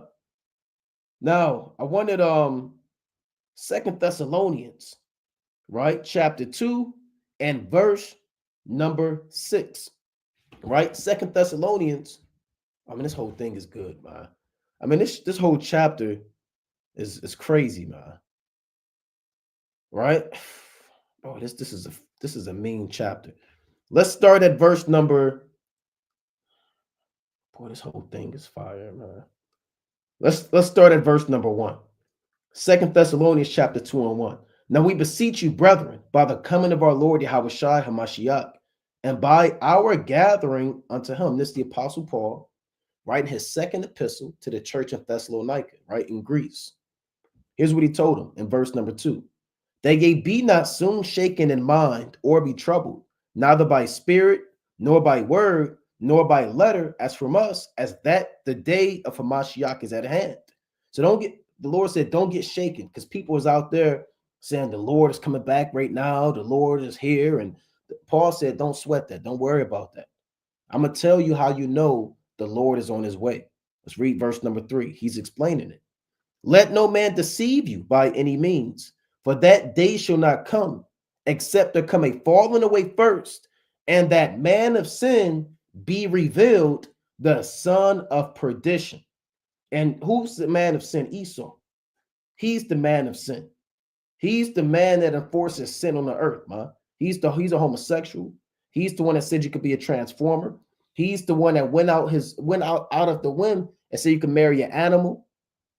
Hey, I looked it up the other day. They said cannibalism is legal in America. You can look that up. You can eat somebody in America. There's no law against it. Now, when you look it up, they might say, well, there's no law saying that you can't. Cannibalism is legal, huh? What society allows that? What type of God-fearing society says you can eat a person? You could pop an animal. Bestiality is legal. Incest is legal in certain places. You can smoke a cigarette here. You can eat pork here. You could commit adultery. A woman could put you away here. She could abort her child. Nothing but murder that can go down here. You can get locked up and thrown in a damn cell. Where is it at in the law? Where you put somebody in solitary confinement in a straitjacket and feed them molded bread and put them on the bed with bed bugs and give him sour milk to drink, man, till he lose his damn mind, and then you kill him. Where is it at in the scriptures? Where is the massive industrial prison complex in the Torah? Where you deprive people of their civil rights and of the laws of God. So he's the man of sin. And the Lord said he's going to be revealed. Yahushua will not return until we fall away, meaning we get disconnected from our heritage, fall away from our land and our identity, and a man of sin has to be revealed, the son of perdition. Verse number 4, who opposeth and exalteth himself above all that is called God, or that is worshipped, so that he as God sitteth in the temple of God, showing himself that he is God.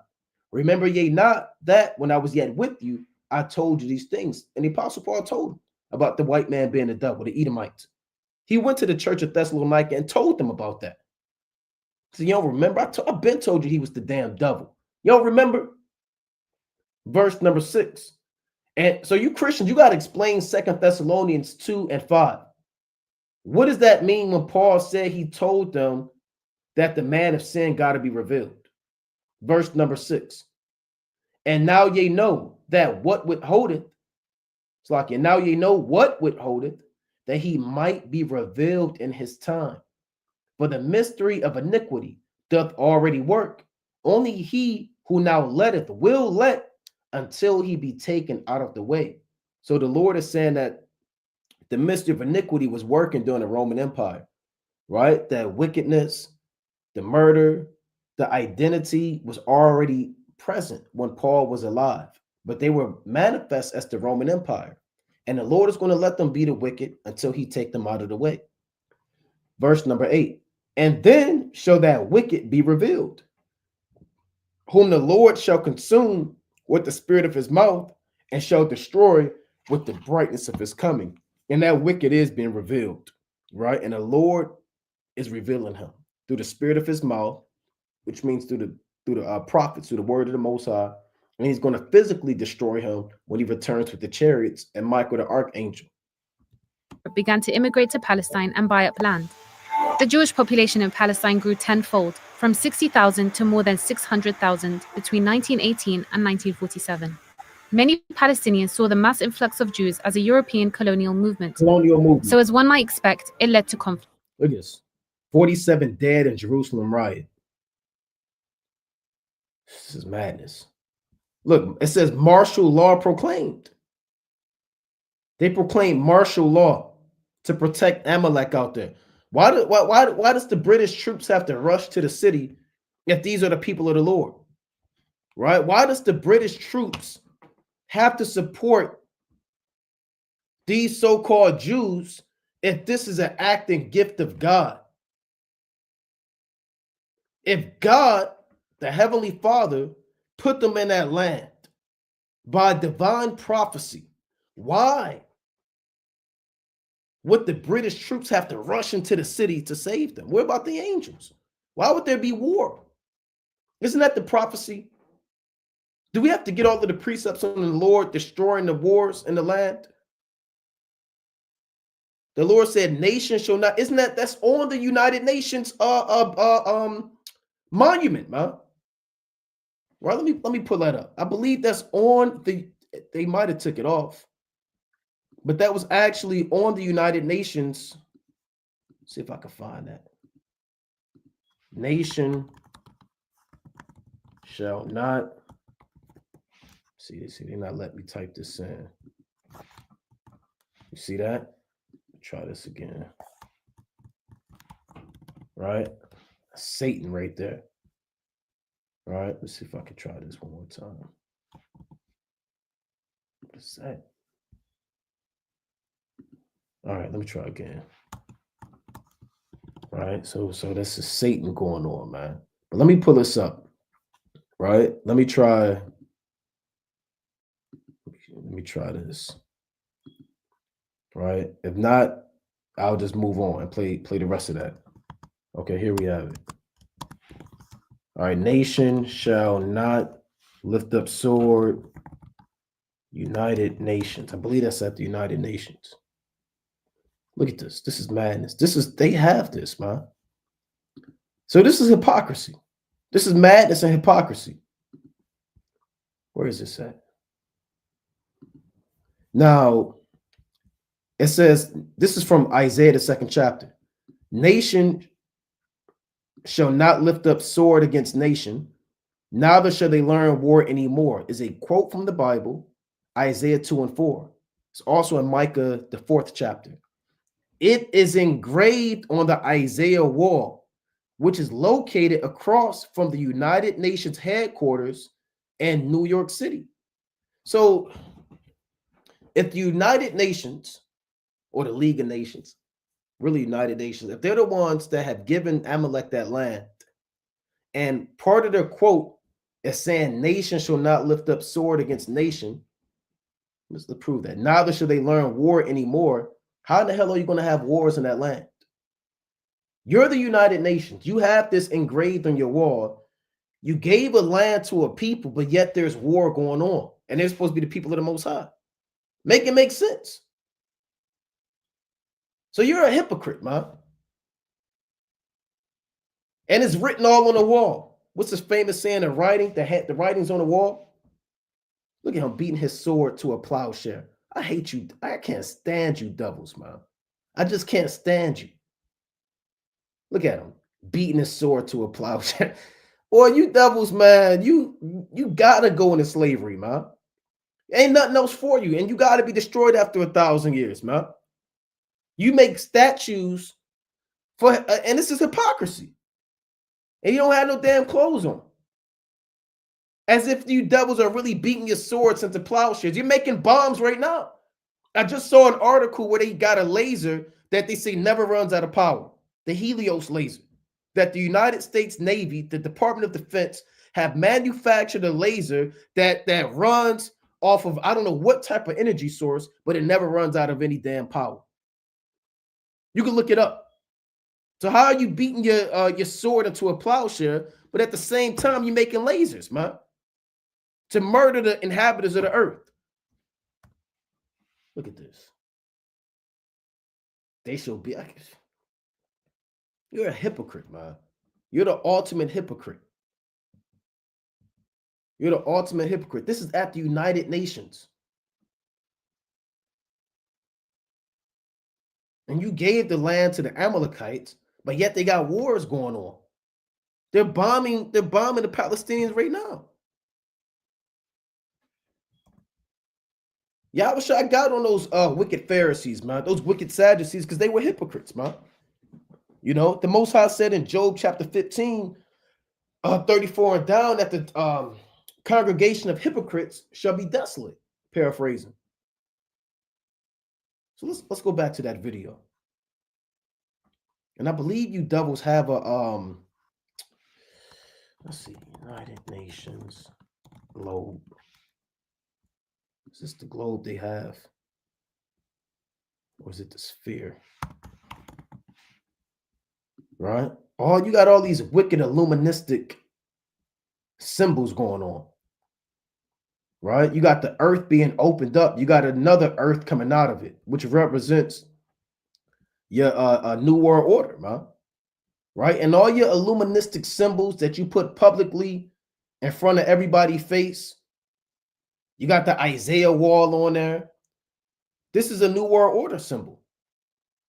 You got this current world being broken down, and secretly in darkness, you're manufacturing a new world, right? A new world order, the sphere within a sphere. So they put all of these wicked gods and idols and sculptures in front of you, man. This is at the headquarters of the United Nations. On one side, they say we don't want no war anymore. On the other side, they got a sculpture to represent the illuministic new world order. One world coming out of another world. One age coming out of this age. Right? So there's a lot going on in this thing, man. Let's go back to this this video. Right? Let's go back to this video through the spirit and power of Yahweh Bashmi Yahushua. Right? Let's go back to this. Then there's a little bit more I want to get. Mass influx of Jews as a European Jewish population in Palestine grew tenfold, from 60,000 to more than 600,000 between 1918 and 1947. Many Palestinians saw the mass influx of Jews as a European colonial movement. So as one might expect, it led to conflict. In 1929, riots broke out at the Wailing Wall in Jerusalem. Both Palestinians and Jews lost lives. In 1936, how are Jews losing lives in their own kingdom? Where is it at in the Bible? Show me the verse where when the Most High puts you back in your land, people start dying. I thought First Corinthians, read First Corinthians, the 15th chapter, 55 on down. In a moment, in a twinkling of an eye, at the last trump, for the trumpet shall sound, right? And the dead, and you should be raised incorruptible, paraphrasing. Then the Lord proceeds to say that this mortal must put on immortality. So how are people dying in the land after the Most High allegedly gave you that land? After Jewish immigration increased even more riots broke out. This time, the British were heavy-handed and killed between 2,000 and 5,000 Palestinians. Wow, you see that? You see that? I thought they said earlier that part of the mandate is that they have to have the Palestinians live essentially cohesively with Amalek. So now they're coming in heavy-handed and killing 5,000 Palestinians. Boy, man, that so-called white man is a damn devil. This time, the British were heavy-handed and killed between 2,000 and 5,000 Palestinians. A Royal British Commission concluded that because Britain had allowed mass immigration, Palestine had two distinct societies that couldn't be reconciled. They recommended a partition of the land. The Arab Higher Committee rejected this, saying it was all their land. Britain then banned the Arab Higher Commission. They introduced the white... What? Right? Look at this, man. How do you just ban their commission, man? You said they get part of the land. They got their own commission. You said, nah, we're not doing that no more. Right? We're not doing that no more. Enough with that nonsense, man. All that noise. This madness. That couldn't be reconciled. They recommended a partition of the land. The Arab Higher Committee rejected this, saying it was all their land. Britain then banned the Arab Higher Commission. Then they just banned the Arab Higher Commission. Now, this is Joel, the 3rd chapter, when the Most High said that they parted my land into their possession, right? Or Luke 21, I'm doing a lot of paraphrasing for sake of time. Luke 21:24 on down, right? That Jerusalem shall be trodden down of the Gentiles until the times of the Gentiles shall be fulfilled, right? And everything we're seeing going on is happened back then, but that's that times of the Gentiles, from the time that the Romans occupied that land, right, and took over Jerusalem, essentially, until all the way up in these days. These are the times of the Gentiles, the years of the Gentiles that they would have sovereignty over that land. And that's why Trump can make these statements like, you know what, we're going to go into Gaza and make it a home for American jobs and factories. That's happening because you're in the times of the Gentiles. That's this age and this world. But remember, Esau's the end of the world. That's 2nd Ezra 6:9. And Jacob is the beginning of it that followeth. So he's able to do that because these are his times, right? That aren't hidden from the Almighty. But our time is shortly approaching. You're not going to have the things that you see happening that you're witnessing in this video. They introduced the White Paper of 1939. It stated that Palestine should be a binational state inhabited by Jews and Palestinians, but that Jewish immigration would be limited for 5 years. But illegal immigration still went on, and violence continued to erupt. And when Britain couldn't handle the mess they had a part in creating, they handed the country back to the UN in 1948. The UN then decided to partition Palestine. The story gets a lot more complicated after this, but the British promising land which already belonged to Palestinians to other people has played a part in decades of conflict and bloodshed.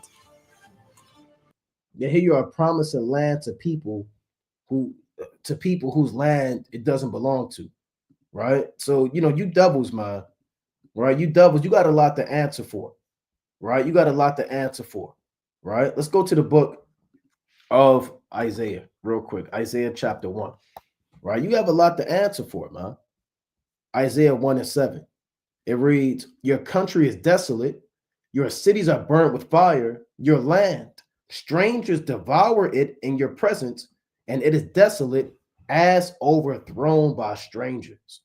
And that land is currently overthrown by strangers, right? The United States have promised to ethically cleanse Gaza of the Palestinian population.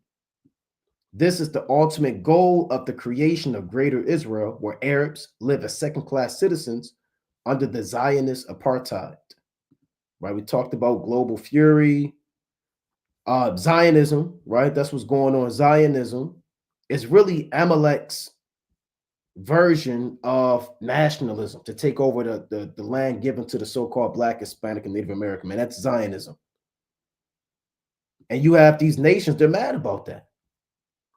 Saudi Arabia is mad about that. They said it's non-negotiable, right? It's non-negotiable. Saudi Arabia flatly rejects Trump's Gaza takeover plan. So we'll see what's going to happen, right? We'll see what's going to happen. If Trump goes in there, these Arabs might start acting up, right? Ishmael they might do things. They're already the Houthis, Hezbollah, Yemen. You're already getting jammed up over there. But once you set your soldiers over there, it's going to go down. It's going to go down. That's biblical prophecy. Saudi Arabia, the nations of the dragons of Arabia, right? That's 2nd Ezra 15:33 on down. They're going to get involved. So they're mad about that. And who else? Even Jordan, as pacified as they are, they're mad. A recipe for radicalism. Jordan raises red flags over Trump's relocation plan. Jordan's mad about that. Arabia's mad about that. Europe is mad about that. The earth is rising up against America, man. They have gone way too far. They've gone way too far, right? They've gone way too far. This is, let's pull this up. I believe I played this clip, right? Bear with me. This is, okay, we discussed that about them sanctioning international law. Let's see. Right, bear with me. I wanted to get an excerpt from, and we discussed, this is the Balfour Declaration of 1917. This was written to the Rothschilds, right? The Rothschilds to be able to get that land, right? And again, this is what they don't teach you in school, right? What they do give you is the same old rhetoric that Hitler rounded up the so-called Jew, and it was such a bad deal, and they were working, and they were in these gas chambers, and it was such 6 million died, and all of that madness, man, right? But this is the truth of the matter. Right, we see how England and the beast and Britain played a role in putting them in that land. Then America got involved, right? America got involved, and they took that land. Now, real quick, this is from a book called what is the name of this book? Right, this is from the brother Yakal, right, the mighty historian. This book is called. Bear with me. The brother showed me this a long time ago, and I said, man, I got to go into this for this lesson. It's called Facts Are Facts, right? You can look this book up on your own. These are 2 pages from the book Facts Are Facts, and it speaks about, it's from Benjamin Friedman, right? Now, I'm going to read this real quick, right, about Amalek getting into that land. I'm not going to read this whole thing, obviously. I'm going to just read maybe a few sentences, then I'll jump down. It reads, let's see, is this the page I want? Maybe this page. Okay, we'll read this. It reads, what happened? I'm starting at the top. World War I broke out in the summer of 1914. This kind of ties into the video. There are a few people here my age who remember that. Now, that war was waged on one side by Great Britain, France, and Russia, and on the other side by Germany, Austria, Hungary, and Turkey. Within 2 years, Germany had won the war. Not only won it nominally, but won it actually. The German submarines, which were a surprise to the world, had swept all the convoys from the Atlantic Ocean. Great Britain stood there without ammunition for her soldiers, with 1 week's food supply. So they're giving a recap of how great Germany was and how they won the war, right? Prior to America kind of creeping in. And after that, starvation.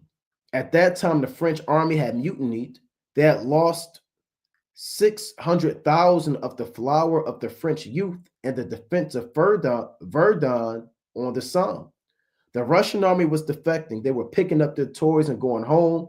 They didn't want to play war anymore. They didn't like the Tsar, and the Italian army had collapsed. Now, I want to jump down why Germany was winning that war. It reads, while that was going on, the Zionists, those are your Amalekites in Germany, who represented the Zionists from Eastern Europe, went to the British War Cabinet, and I'm going to be brief because it's a long story, but I have all the documents to prove any statement that I make. They said, look here, you can yet win this war. They told Britain you could yet win this war. You don't have to give up. You don't have to accept the negotiated peace offered to you now by Germany. You can win this war if the United States will come in as your ally, right? Because the U.S. wasn't in war at that time, in World War I. They came in later. The United States was not in a war at that time. We were fresh, we were young, we were rich, we were powerful. They told England, we will guarantee to bring the United States into the war as your ally to fight with you on your side if, right, let me go to the next page, if you will promise us Palestine after you win the war. In other words, this is what Amalek said. They made this deal. We will get the United States into this war as your ally. The price you must pay is Palestine after you have won the war and defeated Germany, Austria-Hungary, and Turkey. Right? And that goes into that video, man.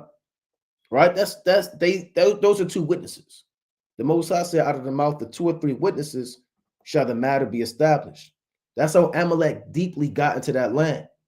America got drawn into World War I, I believe by Woodrow Wilson, if I'm not mistaken. If not, it was another president. And he helped Britain win World War I. Britain was still a global power. And then Britain, after they defeated the Ottoman Turks, said, okay, Amalek, you can get that land. And that started with those Zionists out of the late 1800s, man. So this is all the crafty counsel of the so-called white man.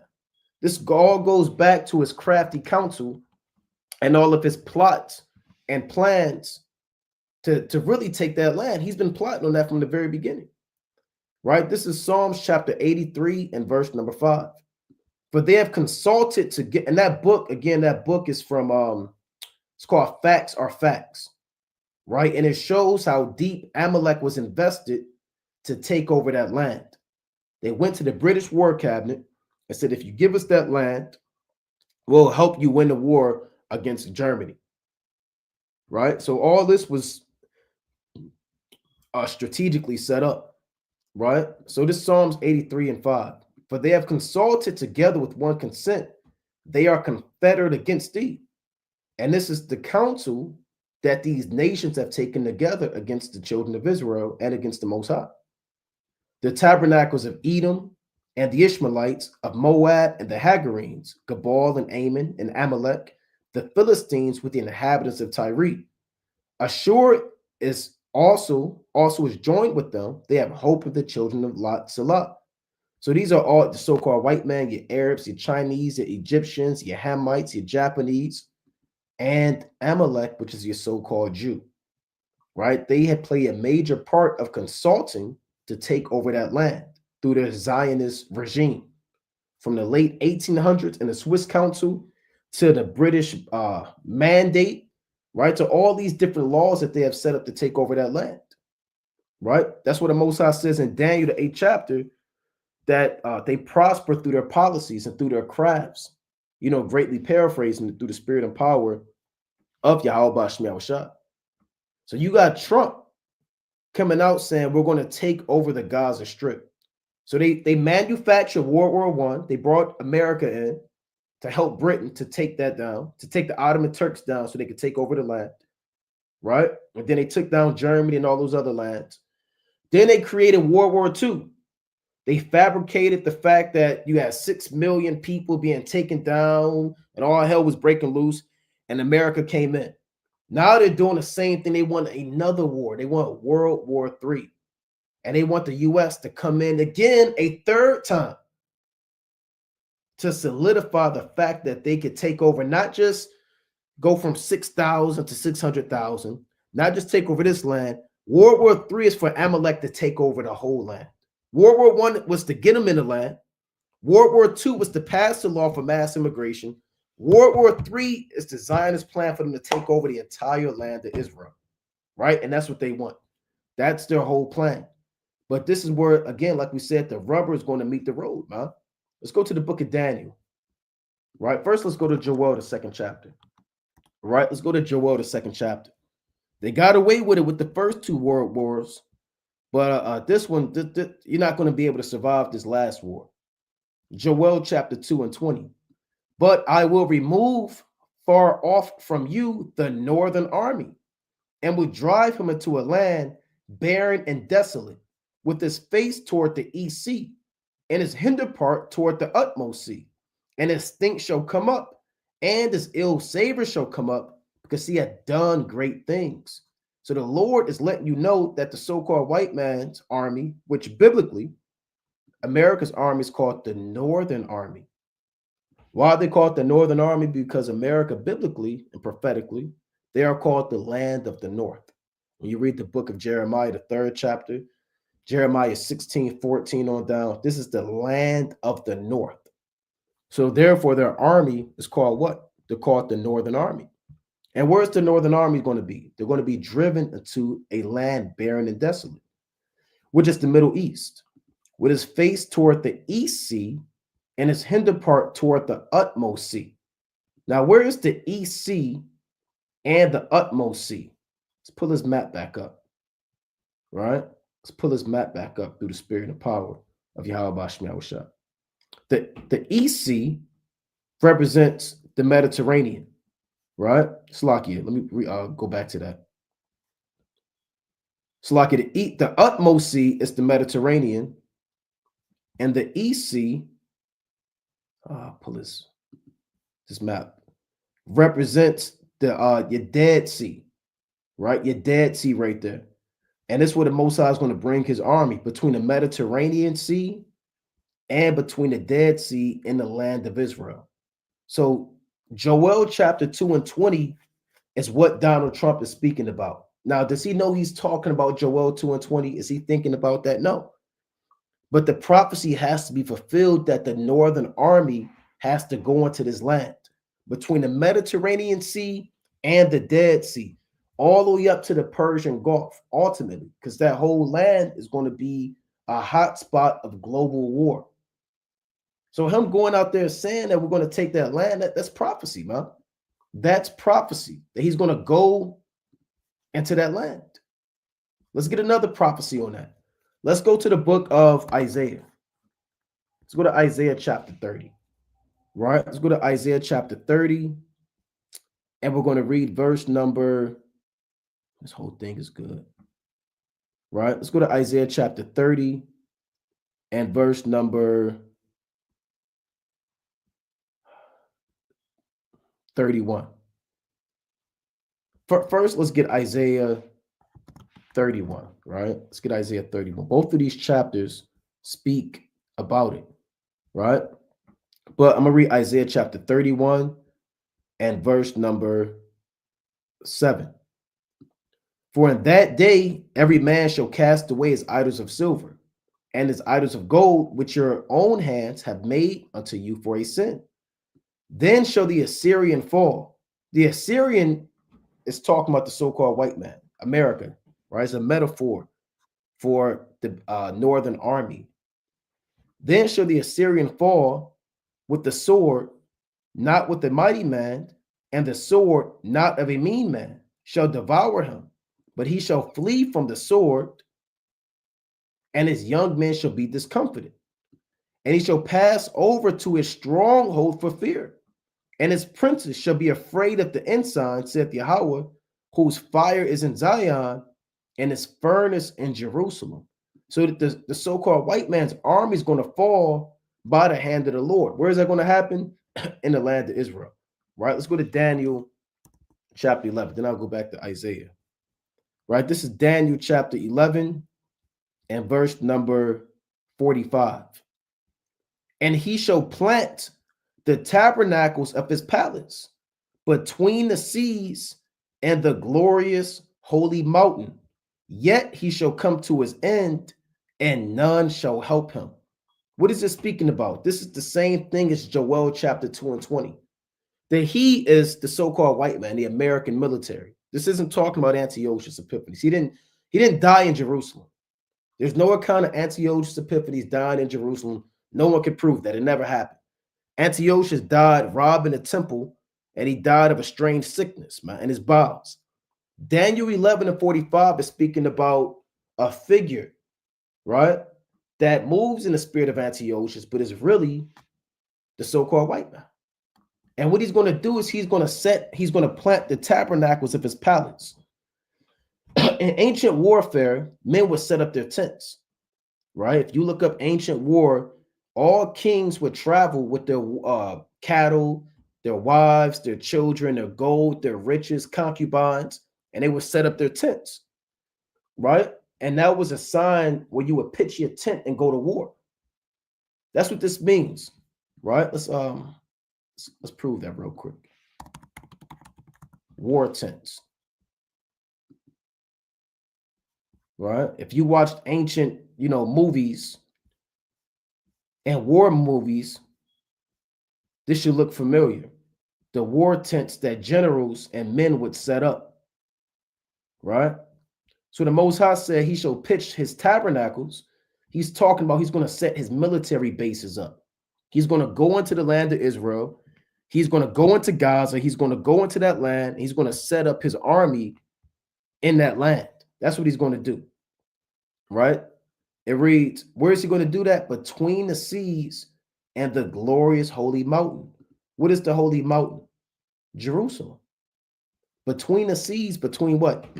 The Mediterranean Sea and the Dead Sea. He's going to bring his military there. Rather, the Most High uses Trump to do it or another man to do it. But they're saying they're going to go in that land, and they are going to do it. It's not a bluff. A lot of things you hear politicians say, they bluff, they do it to win the minds of the people, they're pushing an agenda. No, they're literally going to go in that land.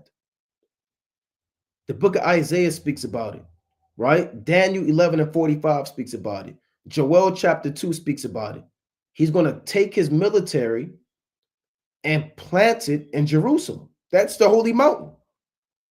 But the Lord said what? Yet he shall come to his end and none shall help him, because he's going to die in Jerusalem. He's going to die in the battle of Armageddon. That's what Daniel 11 and 45 goes into. It's going into the so-called white man, the beast, bringing his armies into the Middle East to die at the hands of Yahushua in the battle of Armageddon. Because once this devil goes in that land, it's on. It's on. All these Arab nations, all these European nations, they're going to kick off war in that region once they start really getting active.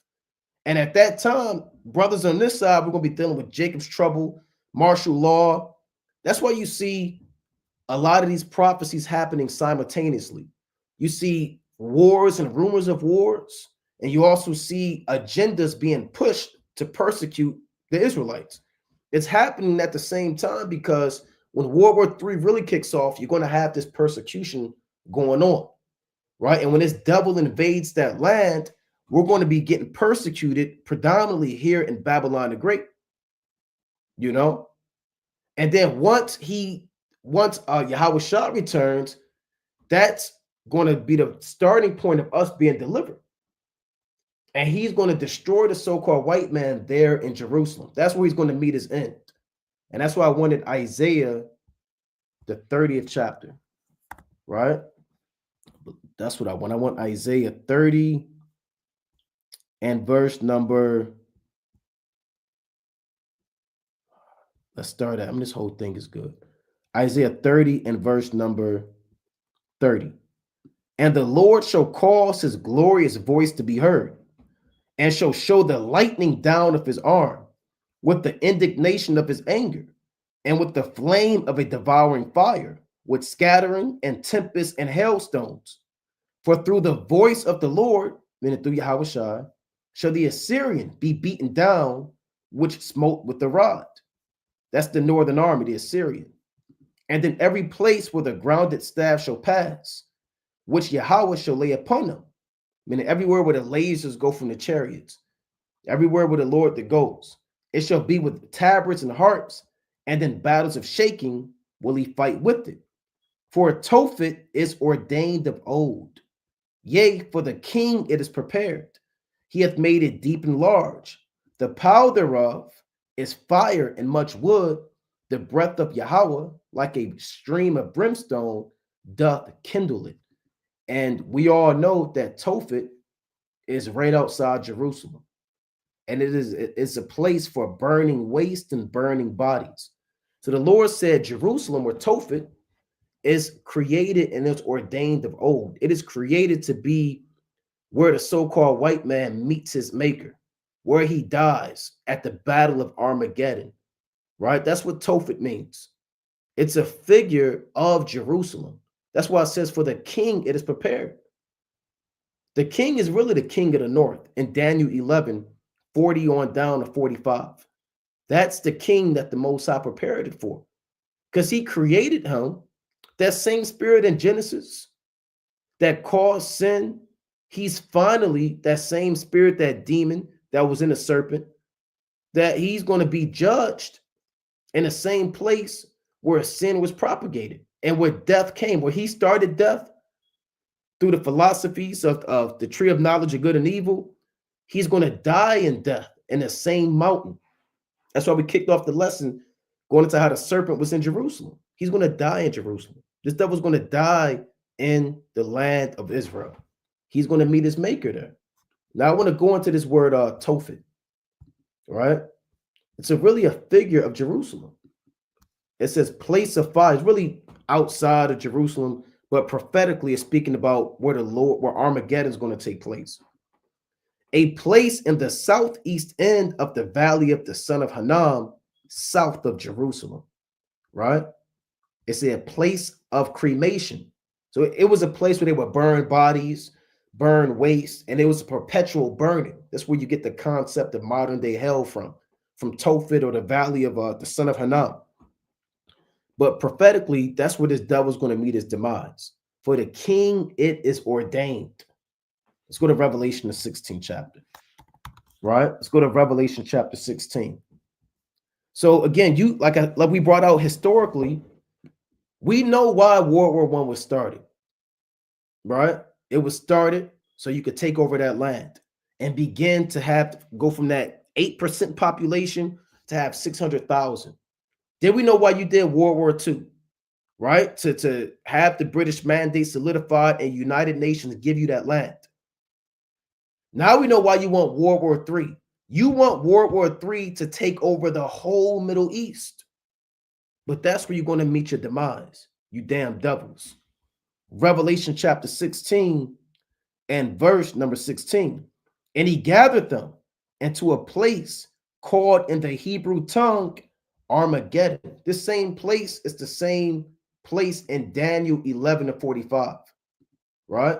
Let's pull that back up, right? Let's pull that back up through the spirit. Armageddon, Harmagatwan, mountain, right? Or mountain or hill of soldiers or troops. That's what it means. Mountain of troops and soldiers, right? Because that's where you're going to have the world armies at. Daniel 11 to 45. And he shall plant the tabernacles of his palace between the seas and the glorious mountain, yet he shall come to his end, and none shall help him. Right? Where is he going to come to his end? And to a place called in the Hebrew tongue Armageddon. Now, Armageddon goes back to the ancient city Megiddo. Well, you have wars that took place. That's where Josiah died. So it's used as a figure for where World War III is going to take place. And the final stages of World War III are going to be in that surrounding region of the land of Israel. And the devil, he's going to meet his maker. He's going to meet his demise in that land. Right? That's why you read accounts like 2nd Ezra, the 13th chapter. Right? Revelation, the 19th chapter. About Yahushua returning and destroying the inhabitants of that land. Right? Let's go to Ezekiel, chapter 39. Oh boy, what did I do? Right? Let's go to Ezekiel 39. right? This is Ezekiel. Well, this whole thing is good. Chapter 39 and verse number 1. Therefore, thou son of man, prophesy against God and say, thus saith Yahweh, behold, I am against thee, O God, the chief prince of Meshach and Tubal. So God represent the Russians and their allies on a basic level.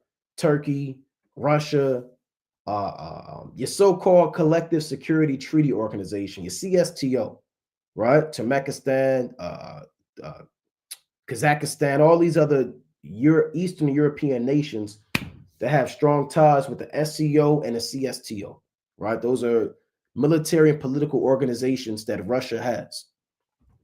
Let's read on. And I will turn thee back and leave but the sixth part of thee, and will cause thee to come up from the north part, and will bring thee upon the mountains of Israel, because that's where the wars are going to kick off or be ended. And I will smite thy bow out of thy left hand, and cause thine arrows to fall out of thy right hand. Thou shalt fall upon the mountains of Israel, thou and all thy bands, and the people that is with thee. I will give thee unto the ravenous birds of every sort, and to the beasts of the field to be devoured. And once the Most High destroyed this society, Babylon the Great, all the Russians, their allies, the rest of these nations, they're going to try to surround the land of Jerusalem. The Most High is going to destroy those nations, chiefly Russia and their allies. And all these Edomites, they're going to fall upon the mountains of Israel. Then we're going to have these other nations bury them, find bones after 7 months, a period of time, and bury those bodies. And then that land is going to be cleansed. And eventually you're going to have the real Jews in that land. The Most High is going to put us back in that land, man. So, we don't fear Trump saying that they're going to put their northern army in that land and take it over. That's prophecy. That's Joel 2:20, Daniel 11:45, Isaiah the 30th chapter. We read 30 on down. Isaiah 31, right? About this devil going into that land. Second Ezra the 13th chapter, Revelation the 19th chapter. This is major prophecy. If this devil does it in these days that we're alive with Trump in office, within these 4 years or 3 years, however long the Most High decides, expect all-out war. Expect global war. Expect these nations to really put their foot down, man. Because the Most High said it's going to happen. This ain't just, okay, we're going to Nigeria, right? You're going into a hotbed of war. Hezbollah is there. The RSII alliance, Russia, Syria, Iraq, Iran, +1, Hezbollah. The Houthis are there. All these nations are going to rise up against you, and you're going to die out there in the Middle East, man. And we're praying that Trump is the one that fulfills prophecy, right? And we're going to play this one more time, and then we may potentially close up, right? Let's play this one more time where even reporters can't believe it. They can't believe this. This is shocking to the world. Baby. Prime Minister, you are talking tonight about the United States taking over a sovereign territory. And what's new? We went into the history. They did this when they were the British. They're all the same beast. The British did it in World War I, right? The United Nations, in America, and they formed the United Nations after World War II. They formed NATO after World War II. They formed the European Union after World War II. So they did it in World War I, they did it in World War II, and they're looking to do it again in World War III. And every global war, these Amalekites, they get a little bit more of the land. They get a little bit more of the land. What authority would allow you to do that? Are you talking about a permanent occupation there, redevelopment?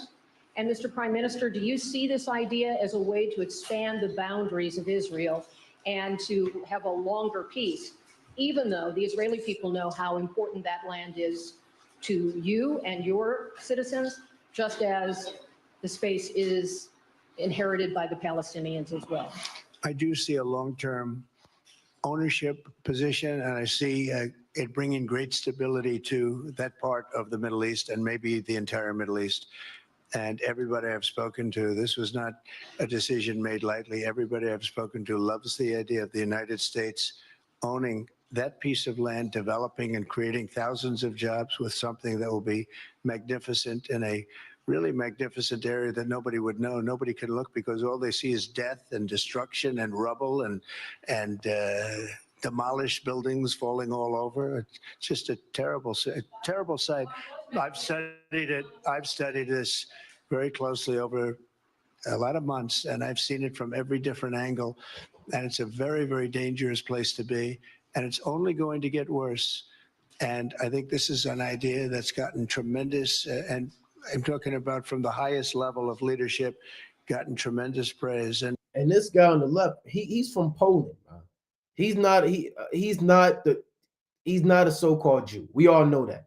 His fathers go back to the Polish, man. Right? Old Edomites, man. I had him pulled up, but you can look him up on his own. You can look up his real name.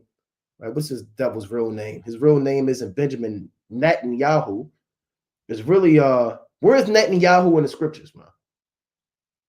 Right? That really is, he's trying to say Nathaniel or Nathan, which is give.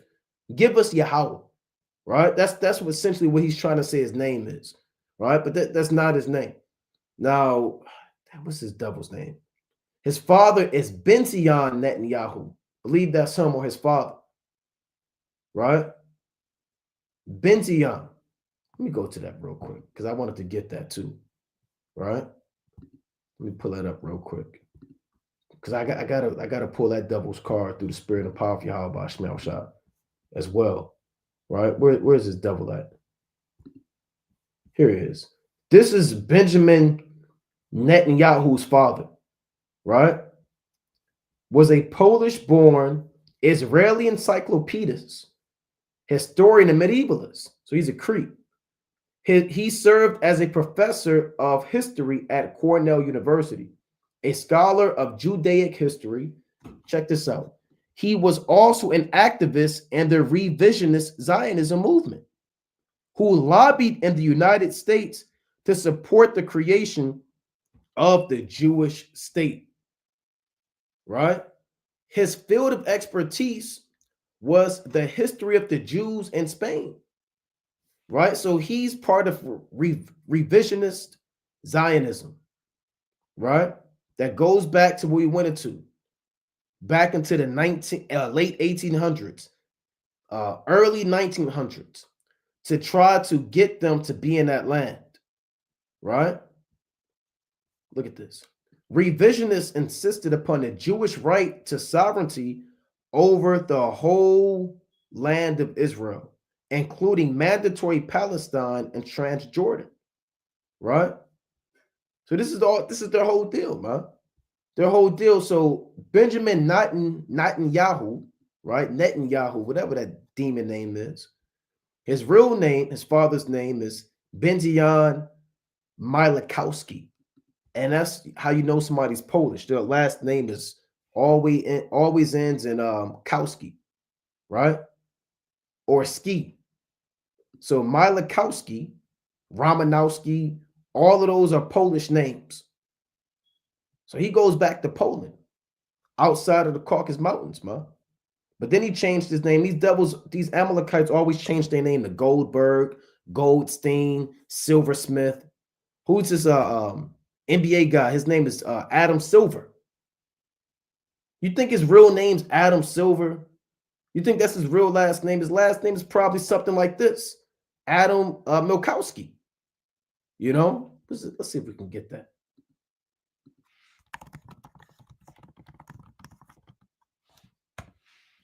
Let's see. That's not his real last name, right? They say that his last name is Silver. No, these devils always pick these names, man. Right? They always pick names named after money and gold and resources. Goldsmith, Goldstein, Silverstein, Silversmith, right? Rosenberg. But they you know, and they changed their name to Benjamin or Judah or Cohen, Kahan, which is really priest. So they mask their identity, man. And this guy looks like he lives off of baby blood and damn chicken nuggets, man. Look at this devil. He's about as an Amalekite if you've ever seen one, man. Look at this. You devil sell your soul to be in the NBA to bend over backwards for this devil. Right? Stern is another last name of an Amalekite. Right? So the point is, these devils, man, they have masked and hid their identity, man. Right? They have masked and hid their identity. But the Most High, he's going to get the last say so, last laugh. Colossians 3:25. But he that doeth wrong shall receive for the wrong which he had done, and there is no respect of persons. So what you've done from the time of old and what you're doing currently, the Most High is going to get up with you, man. So with that, we're going to close up, giving, of course, our honor and glory to Yahweh by Shema Mashiach Woman Yabushai. Most High willing you are edified. Keep the Sabbath day holy. No buying, no selling, no cooking, no work, no sex on the Shabbat, no speaking your own words, doing your own pleasures, no follies, no vanities. Keep this day holy in word and meditation and deed and in actions. With that, Kwam Yashalom. Shalom.